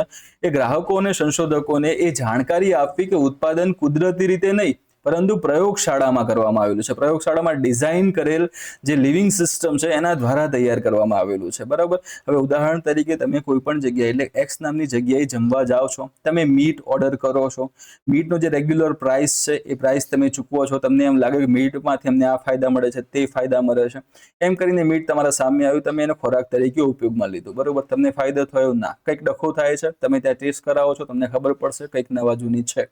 બરોબર, તો આ એક્સ નામના વ્યક્તિએ શું ખાધું છે એની માહિતી એને પણ હોવી જોઈએ. બરાબર, તો આવું જે મીટ જે છે, જે મીટને જો લેબોરેટરીમાં બનાવવામાં આવે છે, બરોબર, તો લેબોરેટરીમાં બનાવવામાં આવેલું હશે તો એની ઉપર આ જે EBP અથવા તો EBR લેવલ જે લેબલિંગ છે એ કરેલું હોય તો એને ખ્યાલ આવશે કે ના, આ હું જે નેચરલ સમજીને ખાઈ રહ્યો છું ને, નેચરલ નથી પરંતુ એ શું છે, લેબમાં બનાવેલું છે. બરાબર, એટલે ગ્રાહકો અને સંશોધકોને ખબર પડે કે આપણને જે વસ્તુ, આપણા હાથમાં જે વસ્તુ આવી છે એ નેચરલ છે કે પછી લેબમાં બનાવેલી છે. તો એના માટે થઈને જ આ લેબલિંગ જે EBR લેબલિંગ છે એ લાવવામાં આવેલી છે.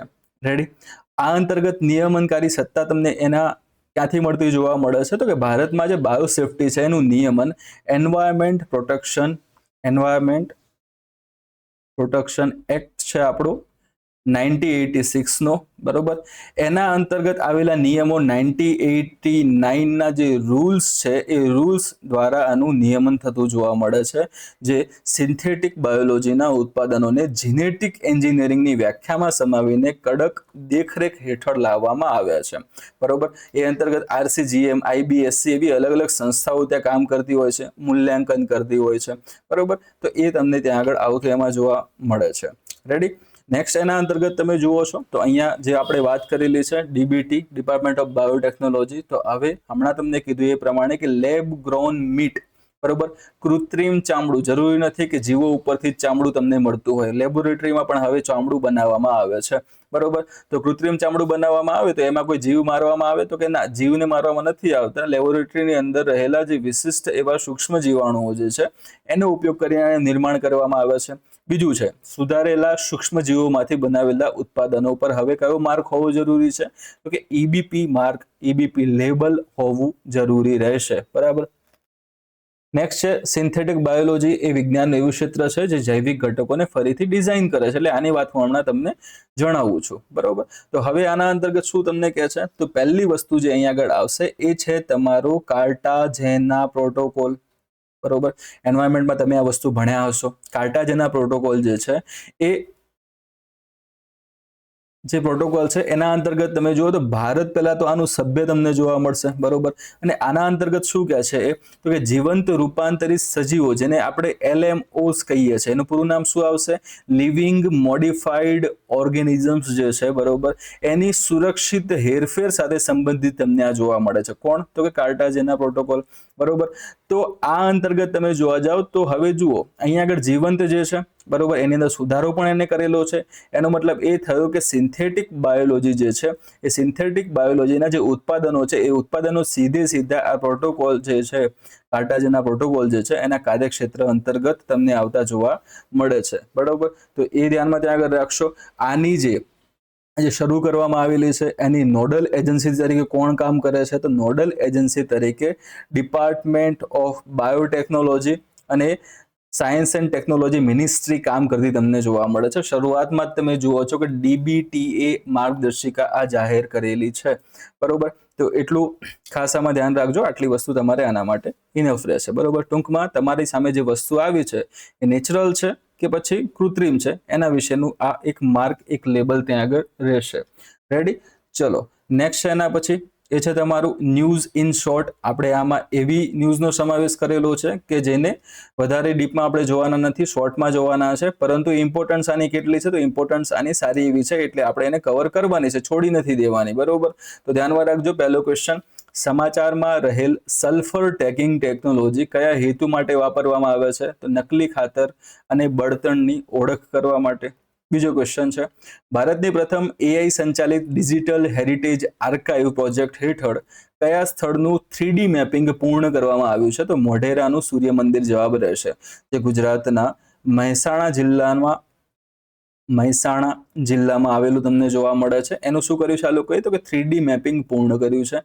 કયા પ્રોજેક્ટ અંતર્ગત? તો કે AI based digital heritage archive હેઠળ એનું 3D મેપિંગ પૂર્ણ કરવામાં આવેલું છે. નેક્સ્ટ ક્વેશ્ચન છે, કયા ભારતીય રાજ્યે દિવ્યાંગ કલ્યાણ યોજનાઓ માટે ભારતનું પ્રથમ સંકલિત ઓનલાઈન પ્લેટફોર્મ દિવ્યાંગ સહાયક પોર્ટલ શરૂ કર્યું? શું જવાબ આવશે એમાં? મહારાષ્ટ્ર જવાબ રહેશે. ભારતીય સશસ્ત્ર દળોની ભાગીદારી સાથે લામીતીએ 2026 સંયુક્ત લશ્કરી કવાયત કયા દેશમાં યોજાઈ છે? તો દેશનો જવાબ આવશે સેશેલ. અદ્યતન સોનાર ટેકનોલોજીનો ઉપયોગ કરીને હવા અને પાણીની અંદર બંને જગ્યાએ કામ કરવા સક્ષમ ભારતના પ્રથમ ડ્રોનનું નામ શું છે? તો અવતાર જવાબ આવશે. જો ડ્રોન નોર્મલી તમે જોયા હશે હવામાં ઉડતા આપને જોવા મળે છે, બરોબર, પરંતુ આ ડ્રોન છે અવતાર જે છે એ હવાની સાથે સાથે પાણીની અંદર પણ જઈ શકે છે, એમાં તરી પણ શકે છે અને પાણીની અંદર રહેલી કોઈ પણ વસ્તુઓ જે છે એ વસ્તુના સંશોધન સાથે પણ સંકળાયેલું તમને જોવા મળે છે. બરોબર. એટલે હવે પાણીની અંદર વસ્તુઓની શોધ એને કરવી હશે તો જે ટેકનોલોજીનો ઉપયોગ કરશે કઈ આવશે ત્યાં આગળ? તો સોનાર ટેકનોલોજી આવશે. બરાબર. સાઉન્ડ નેવિગેશન એન્ડ રેન્જિંગ તરીકે આને ઓળખવામાં આવે છે. તો તમે જોઈ શકો છો શરૂઆતમાં જ અદ્યતન સોલાર ટેકનોલોજી જે છે એનો ઉપયોગ કરવામાં આવેલો છે. આ ડ્રોન હવા અને પાણી બંને જગ્યાએ કામ કરશે. નામ શું છે? તો એનું નામ આવે છે અવતાર નામ રહેશે. 5G, AI અને IoT નો ઉપયોગ કરીને સ્કેલેબલ સોલ્યુશન્સને પ્રોત્સાહન આપવા માટે કઈ સંસ્થાએ 5G ઇનોવેશન હેકાથોન 2026 શરૂ કર્યું? તો દૂરસંચાર વિભાગ એમાં જવાબ આવશે. પૃથ્વીની આસપાસના રેડિયેશન બેલ્ટનો અભ્યાસ કરતા લાંબા મિશન પૂર્ણ કર્યા પછી 11 માર્ચે નાસાના કયા અવકાશયાને પૃથ્વીના વાતાવરણમાં પ્રવેશ કર્યો છે? શું જવાબ આવશે આમાં? તો કે વેન એલેન પ્રોબ છે એને હવે ફરીથી પૃથ્વી ઉપર પાછું આવી રહ્યું છે. બરોબર. કેટલા ટાઈમ પછી? તો કે ખૂબ જ લાંબુ એવું મિશન, લાંબા એવા સમય બહાર રહ્યા બાદ. ભારતીય વાયુસેના દ્વારા શરૂ કરાયેલ ભારતના પ્રથમ હેલિકોપ્ટર લોન્ચ માનવ રહિત પ્રણાલી પ્રોજેક્ટનું નામ શું છે? તો વાયુબાણ જવાબ આવશે. જુઓ, માનવ રહિત હવાઈ પ્રણાલી એને શું કહેવામાં આવે છે? અનમેન્ડ એરિયલ વ્હીકલ એને કહેવામાં આવશે, UAV. એટલે ટૂંકમાં એક રીતે આપણું ડ્રોન થયું, પણ લોન્ચ એનું ક્યાંથી થવાનું છે? તો કે હેલિકોપ્ટરથી લોન્ચ થવાનું છે એવું ડ્રોન. તો એનું નામ શું રાખવામાં આવ્યું? તો એનું નામ રાખવામાં આવ્યું છે વાયુબાણ. બરાબર. વૈશ્વિક અભિયાન લોકયાન 26 દરમિયાન કયું ભારતીય નૌકાદળનું તાલીમ જહાજ માલ્ટા પહોંચ્યું છે? અહીંયા જુઓ, ટ્રેનિંગ વેસલની વાત કરી રહ્યા છે. ટ્રેનિંગ વેસલ કયું માલ્ટા પહોંચ્યું છે? જવાબમાં શું આવશે? INS સુદર્શિની જે છે એ માલ્ટા પહોંચતું તમને જોવા મળ્યું છે. રેડી?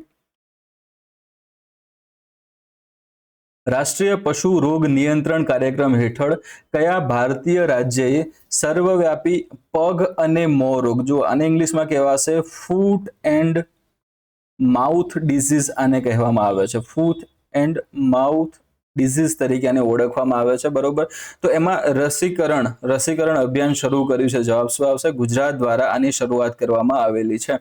રેડી? ચલો નેક્સ્ટ જુઓ. એના પછી કયો દેશ બહુરાષ્ટ્રીય સબમરીન વિરોધી યુદ્ધ કવાયત એક્સરસાઇઝ સી ડ્રેગન 2026 નું આયોજન કરી રહ્યો છે? તો એક્સરસાઇઝ સી ડ્રેગન 2026 છે એ યુનાઇટેડ સ્ટેટ, એટલે અહીંયા જવાબ તમારો ડાયરેક્ટલી શું આવી જશે? USA આવશે, યુનાઇટેડ સ્ટેટ્સ ઓફ અમેરિકા જવાબ રહેશે. તો એના દ્વારા ગુઆમ નામના સ્થળે એન્ડરસન એરફોર્સ બેઝ ખાતે આનું આયોજન કરવામાં આવ્યું હતું. અને એ કવાયતમાં ભારત છે, ઓસ્ટ્રેલિયા છે, જાપાન છે, ન્યુઝીલેન્ડ છે, એવા અનેક સાથી દેશોએ ભાગ લીધો હતો. બરોબર.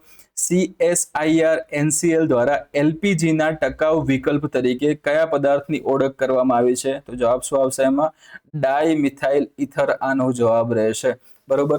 તો અત્યાર સુધી આપણે શેનો ઉપયોગ કરતા હતા? LPG નો. બરોબર. LPG એટલે તો એને આપણે લિક્વિફાઈડ પેટ્રોલિયમ ગેસ તરીકે ઓળખીએ છીએ. જ્યારે ખનિજ તેલ જે છે, ખનિજ તેલનું નિસ્યંદન કરવામાં આવે છે ત્યારે સૌથી ઓછા તાપમાન, એટલે તમે શરૂઆતમાં જોવા જાઓ 20-30° તાપમાન એને ગરમ કરવામાં આવે, તેમાંથી તમને LPG જે છે છૂટો પડતો જોવા મળે છે. બરોબર. તો એને જ લિક્વિફાઈડ ફોર્મમાં, એટલે કે પ્રેશર કરીને પછી LPG જે સિલિન્ડર આવે છે, બરોબર, એ સિલિન્ડર સ્વરૂપે આપણા ઘર સુધી પહોંચાડવામાં આવે છે.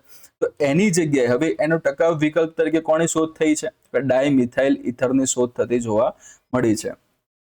ભારતીય નૌકાદળે 3 એપ્રિલ 2026 રોજ તેના નવીનતમ સ્વદેશી સ્ટીલ્થ ફ્રિગેટ તારાગીરીનું ક્યાંથી કમિશન કર્યું છે? તો કે વિશાખાપટ્ટનમ ખાતેથી તારાગીરીનું કમિશન કરવામાં આવ્યું છે. કઈ કંપનીએ ભારતમાં નવીન મલ્ટીડોઝ પેનનો ઉપયોગ કરીને સસ્તું સેમાગ્લુટાઇડ ઇન્જેક્શન લોન્ચ કર્યું? તો ગુજરાતમાં પણ તમને જે જોવા મળે છે, બરોબર, એની શાખાઓ એવી ઝાયડસ કંપની ત્યાં આગળ આવશે. એટલે ફક્ત ગુજરાત નથી, વિશ્વમાં પણ આવેલી છે, ભારતમાં પણ ઘણી બધી એની બ્રાન્ચીસ રહેલી છે. તો ઝાયડસ એનો જવાબ આવશે ત્યાં આગળ. ઝાયડસ કંપની દ્વારા સસ્તું એવું સેમાગ્લુટાઇડ ઇન્જેક્શન લોન્ચ કરવામાં આવ્યું છે, જે શરીરમાં રહેલી સુક્રોઝ છે, સુક્રોઝને ત્યાં આગળ એનું વિઘટન કરતા એને ત્યાં ઠેકાણે લગાવવાનું કામ એ કરે છે. બરોબર. એટલે એક રીતે ડાયાબિટીસ માટે કામનું છે. બીજી વસ્તુ કે મેદસ્વીતાના જે કેસોમાં વધારો થઈ રહ્યો છે એના કારણોસર, તો એ મેદસ્વીતા ઘટાડવા માટે પણ આ ઇન્જેક્શન છે એ વધારે એવું કારગર નીવડેલું છે. બરોબર. એટલે એનો પણ ઉપયોગ એ પ્રમાણે પણ થાય છે. વિશ્વ ક્ષય રોગ એટલે કે TB, ટ્યુબરક્યુલોસિસની વાત કરવામાં આવે તો TB ડે દર વર્ષે ક્યારે ઉજવવામાં આવે છે? તો દર વર્ષે 24 માર્ચે વિશ્વ ક્ષય રોગ જે છે એ ઉજવવામાં આવે છે. તો આ ડે કેમ અહીંયા આગળ આપણે કવર કર્યો? તો આપણે તમને શરૂઆતમાં કીધું હતું કે સાયન્સ એન્ડ ટેકનોલોજી, બરાબર, બીજી વસ્તુ આવે છે જનરલ સાયન્સ, અને ત્રીજું હતું એન્વાયરમેન્ટ. આ ત્રણેય કવર આપણે કરંટ અફેર જે હશે એના સાથેના કવર કરીએ છીએ. તો જનરલ સાયન્સ અંતર્ગત રોગો આવે છે અને રોગોનો સમાવેશ, આમ રોગોમાં TB નો પણ સમાવેશ થાય છે. કઈ રાજ્ય સરકારે શાસન સુધારવા માટે આર્ટિફિશિયલ ઇન્ટેલિજન્સના મિશનના તબક્કાવાર રોલ આઉટની શરૂઆત કરી? તો કે મધ્યપ્રદેશ જવાબ આવશે. મધ્યપ્રદેશ હવે એનું શાસન જે છે, શાસન સુધારવા માટે AI નો ઉપયોગ હવે કરવા જઈ રહ્યું છે. નેક્સ્ટ છે, કઈ કંપનીએ વિશ્વના પ્રથમ સંપૂર્ણપણે 3D પ્રિન્ટેડ બૂસ્ટર એન્જિન એગ્નાઇટનું સફળતાપૂર્વક પરીક્ષણ કર્યું છે? તો જવાબ આવશે અગ્નિકુલ કોસ્મોસ. બરોબર. IQ એર દ્વારા પ્રકાશિત 2025ના વિશ્વ હવા ગુણવત્તા અહેવાલમાં ભારતનો ક્રમ શું હતો? તો ભારતનો ક્રમ તમને 6થો આવતો જોવા મળે છે. પ્રદૂષિત એવા શહેરોની વાત કરવામાં આવે તો એ અંતર્ગત તમે જોવા જાઓ તો ભારતનો ક્રમ એમાં 6થા નંબરે આવતો જોવા મળે છે. IQ એર દ્વારા રિપોર્ટ પ્રકાશિત કરવામાં આવ્યો હતો. હોર્મુઝ સ્ટ્રેટમાં ઉર્જા જહાજો, આ હાલમાં ખૂબ જ તડકતો ફડકતો કે પછી આમ સળગતો મુદ્દો તમે આને કહી શકો છો હોર્મુઝ સ્ટ્રેટ બાબતે, બરાબર. તો એમાં જહાજોને સુરક્ષિત કરવા માટે, એટલે કે જે પણ આપણા જે ઓઇલ ટેન્કર્સ ત્યાં આગળ હતા, જે જહાજો હતા, એને સુરક્ષા આપવા માટે ભારતીય નૌકાદળ દ્વારા જે શરૂ કરવામાં આવ્યું હતું ઓપરેશન, એનું નામ શું હતું? તો જવાબ આવશે એમાં ઓપરેશન ઉર્જા સુરક્ષા એનું નામ છે. ટેન્કર્સ જે છે એને સહી સલામત લાવવી લઈ જવાની કામ સાથે એ સંકળાયેલું છે. 26 માર્ચ 2026ના રોજ કયા ભારતીય નૌકાદળના જહાજે મોઝામ્બિકના માપુટો ખાતે બંદર મુલાકાત લીધી હતી? તો INS ત્રિકંદ આવશે, બરોબર. જો આગળ હતું એ તમને અલગ જોવા મળ્યું હતું, આપણે સુદર્શિનીની ત્યાં આગળ વાત કરી હતી, જે માલ્ટા પહોંચ્યું હતું. રેડી. અહીંયા આપણે વાત કોની કરી રહ્યા છે? તો અહીંયા માપુટો બંદરની વાત છે. માપુટો ખાતે બંદર મુલાકાત લીધી હતી મોઝામ્બિકના, બરોબર. તો કોણ આવશે એમાં? INS ત્રિકંદ રહેશે. Ions maritime exercise IMEX table top exercise TTX 2026 ક્યાં યોજાઈ હતી? તો આનું આયોજન કોચી ખાતે કરવામાં આવ્યું હતું. કયા દેશે વિશ્વનું પ્રથમ AI સંચાલિત વન્યજીવ સર્વેલન્સ નેટવર્ક લોન્ચ કર્યું છે? તો ભારત સરકાર દ્વારા આ જે નેટવર્ક છે એ લોન્ચ કરવામાં આવ્યું છે, જે તમામ વન્યજીવ છે, વન્યજીવની ઉપર દેખરેખ રાખવા માટે કઈ જગ્યાએ ફરી રહ્યા છે, ક્યાં એની સંખ્યા વધારે છે, આ બધી વસ્તુ ઉપર ધ્યાન રાખતું તમને જોવા મળશે. ઇન્ડિયા કુલિંગ એક્શન પ્લાન 2.0 મુજબ 2040 સુધીમાં કુલિંગ ડિમાન્ડમાં કેટલો ઘટાડો કરવાનો લક્ષ્યાંક છે? કે 25 થી 30% જેટલો ઘટાડો કરવાનું લક્ષ્યાંક રાખવામાં આવેલું છે. હવે સમય છે આજના પ્રેક્ટિસ ક્વેશ્ચનનો, બરાબર. અગાઉ તમને જણાવેલું છે એ મુજબ પ્રેક્ટિસ ક્વેશ્ચનમાં પૂછવામાં આવતો જે ક્વેશ્ચન છે એ તમારા આ જે સેશન ચાલ્યું છે એની અંદર ચર્ચા કરવામાં આવેલ મુદ્દામાંથી તમને જવાબ નીકળે એ રીતનો ક્વેશ્ચન હશે. જેમ કે નીચે પૈકી કયો દેશ થોરિયમનો સૌથી વધુ ભંડાર ધરાવે છે? 4 ઓપ્શન છે: કેનેડા, ભારત, ચીન કે ઓસ્ટ્રેલિયા, બરોબર. એ કેનેડા, બી ભારત, સી ચીન અને ડી ઓસ્ટ્રેલિયા. તમને આમાંથી જે પણ જવાબ સાચો લાગતો હોય એ તમારે નીચે કોમેન્ટમાં જણાવવાનો છે, બરોબર. જો તમને જવાબ એ સાચો લાગે તો એ લખશો કોમેન્ટમાં, બી લાગે તો બી લખશો, સી લાગે તો સી લખો, અથવા ડી લાગે તો ડી તમારે લખવાનું રહેશે. જો તમારો જવાબ સાચો હશે તો કોમેન્ટમાં તમારા જવાબની સામે જે હાર્ટનો ઓપ્શન છે એના ઉપર અમારા દ્વારા HKGPSC દ્વારા ત્યાં ક્લિક કરી દેવામાં આવશે, જેથી કરીને તમને આઈડિયા આવે કે તમારો જવાબ સાચો છે કે ખોટો. જો જવાબ તમારે ખોટો પડે તો એકવાર મિત્રો જે થોરિયમની વાત કરી હતી આપણે, બરોબર, જે પ્રોટોટાઇપ ફાસ્ટ બ્રીડર રિએક્ટરની વાત કરી હતી, અને એ ટોપિક ફરીથી એકવાર જોઈ લેજો, જેથી કરીને આ ભૂલ તમારી સુધરી જાય અને પરીક્ષામાં કદાચ આનો પ્રશ્ન પૂછાય તો ત્યાં તમારે આ પ્રશ્ન ખોટો ન પડે, બરોબર. તો 1 માર્ક્સ આપણા માટે, એક ખાલી શું કહેવાય, આપણે તમે કહી શકો કે પોતાના માટે તમારે થોડીક આટલી તસ્દી ત્યાં આગળ લેવી પડશે. એકવાર ખાલી એટલું જોઈ લેજો, બરોબર. લેક્ચરના PDF ની વાત કરવામાં આવે, બરોબર.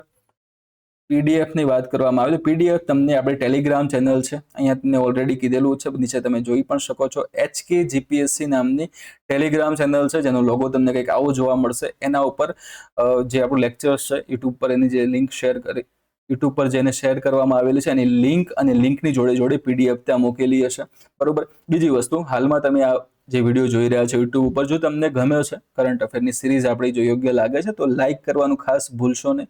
તમારા કોઈ પણ પ્રતિભાવો હોય તો તમે નીચે કોમેન્ટમાં અમને જણાવી શકો છો. તમારા મિત્રો છે, તમારા સગા સંબંધી, તમારા જે પણ વર્તુળ છે એને પણ તમે જો આ કરંટ અફેર ઇમ્પોર્ટન્ટ એવું લાગતું હોય તો એને તમે આની લિંક શેર કરવાનું ભૂલશો નહીં. બીજી વસ્તુ, આવું જ ખૂબ જ ઉપયોગી એવું કરંટ અફેર જો તમે રેગ્યુલર મેળવવા માંગતા હો તો આપણી જે HKGPSC યુટ્યુબ ચેનલ છે એને સબસ્ક્રાઇબ જો હજુ સુધી તમે નથી કરી મિત્રો તો સબસ્ક્રાઇબ કરતા જજો. નીચે જે બેલ આઇકન જે આપેલો છે, બેલ આઇકન ઉપર ત્યાં ક્લિક પણ કરી દેજો, જેથી કરીને નવા આવા માહિતીસભર જે પણ કરંટ અફેર્સના વિડીયો આવે એની તમને સમયસર માહિતી મળતી રહે, નોટિફિકેશન મળતી રહે. એ સિવાય અમે ઇન્સ્ટાગ્રામ ઉપર પણ ઉપલબ્ધ છીએ, તમે ત્યાંથી પણ અમારો સંપર્ક કરી શકો છો.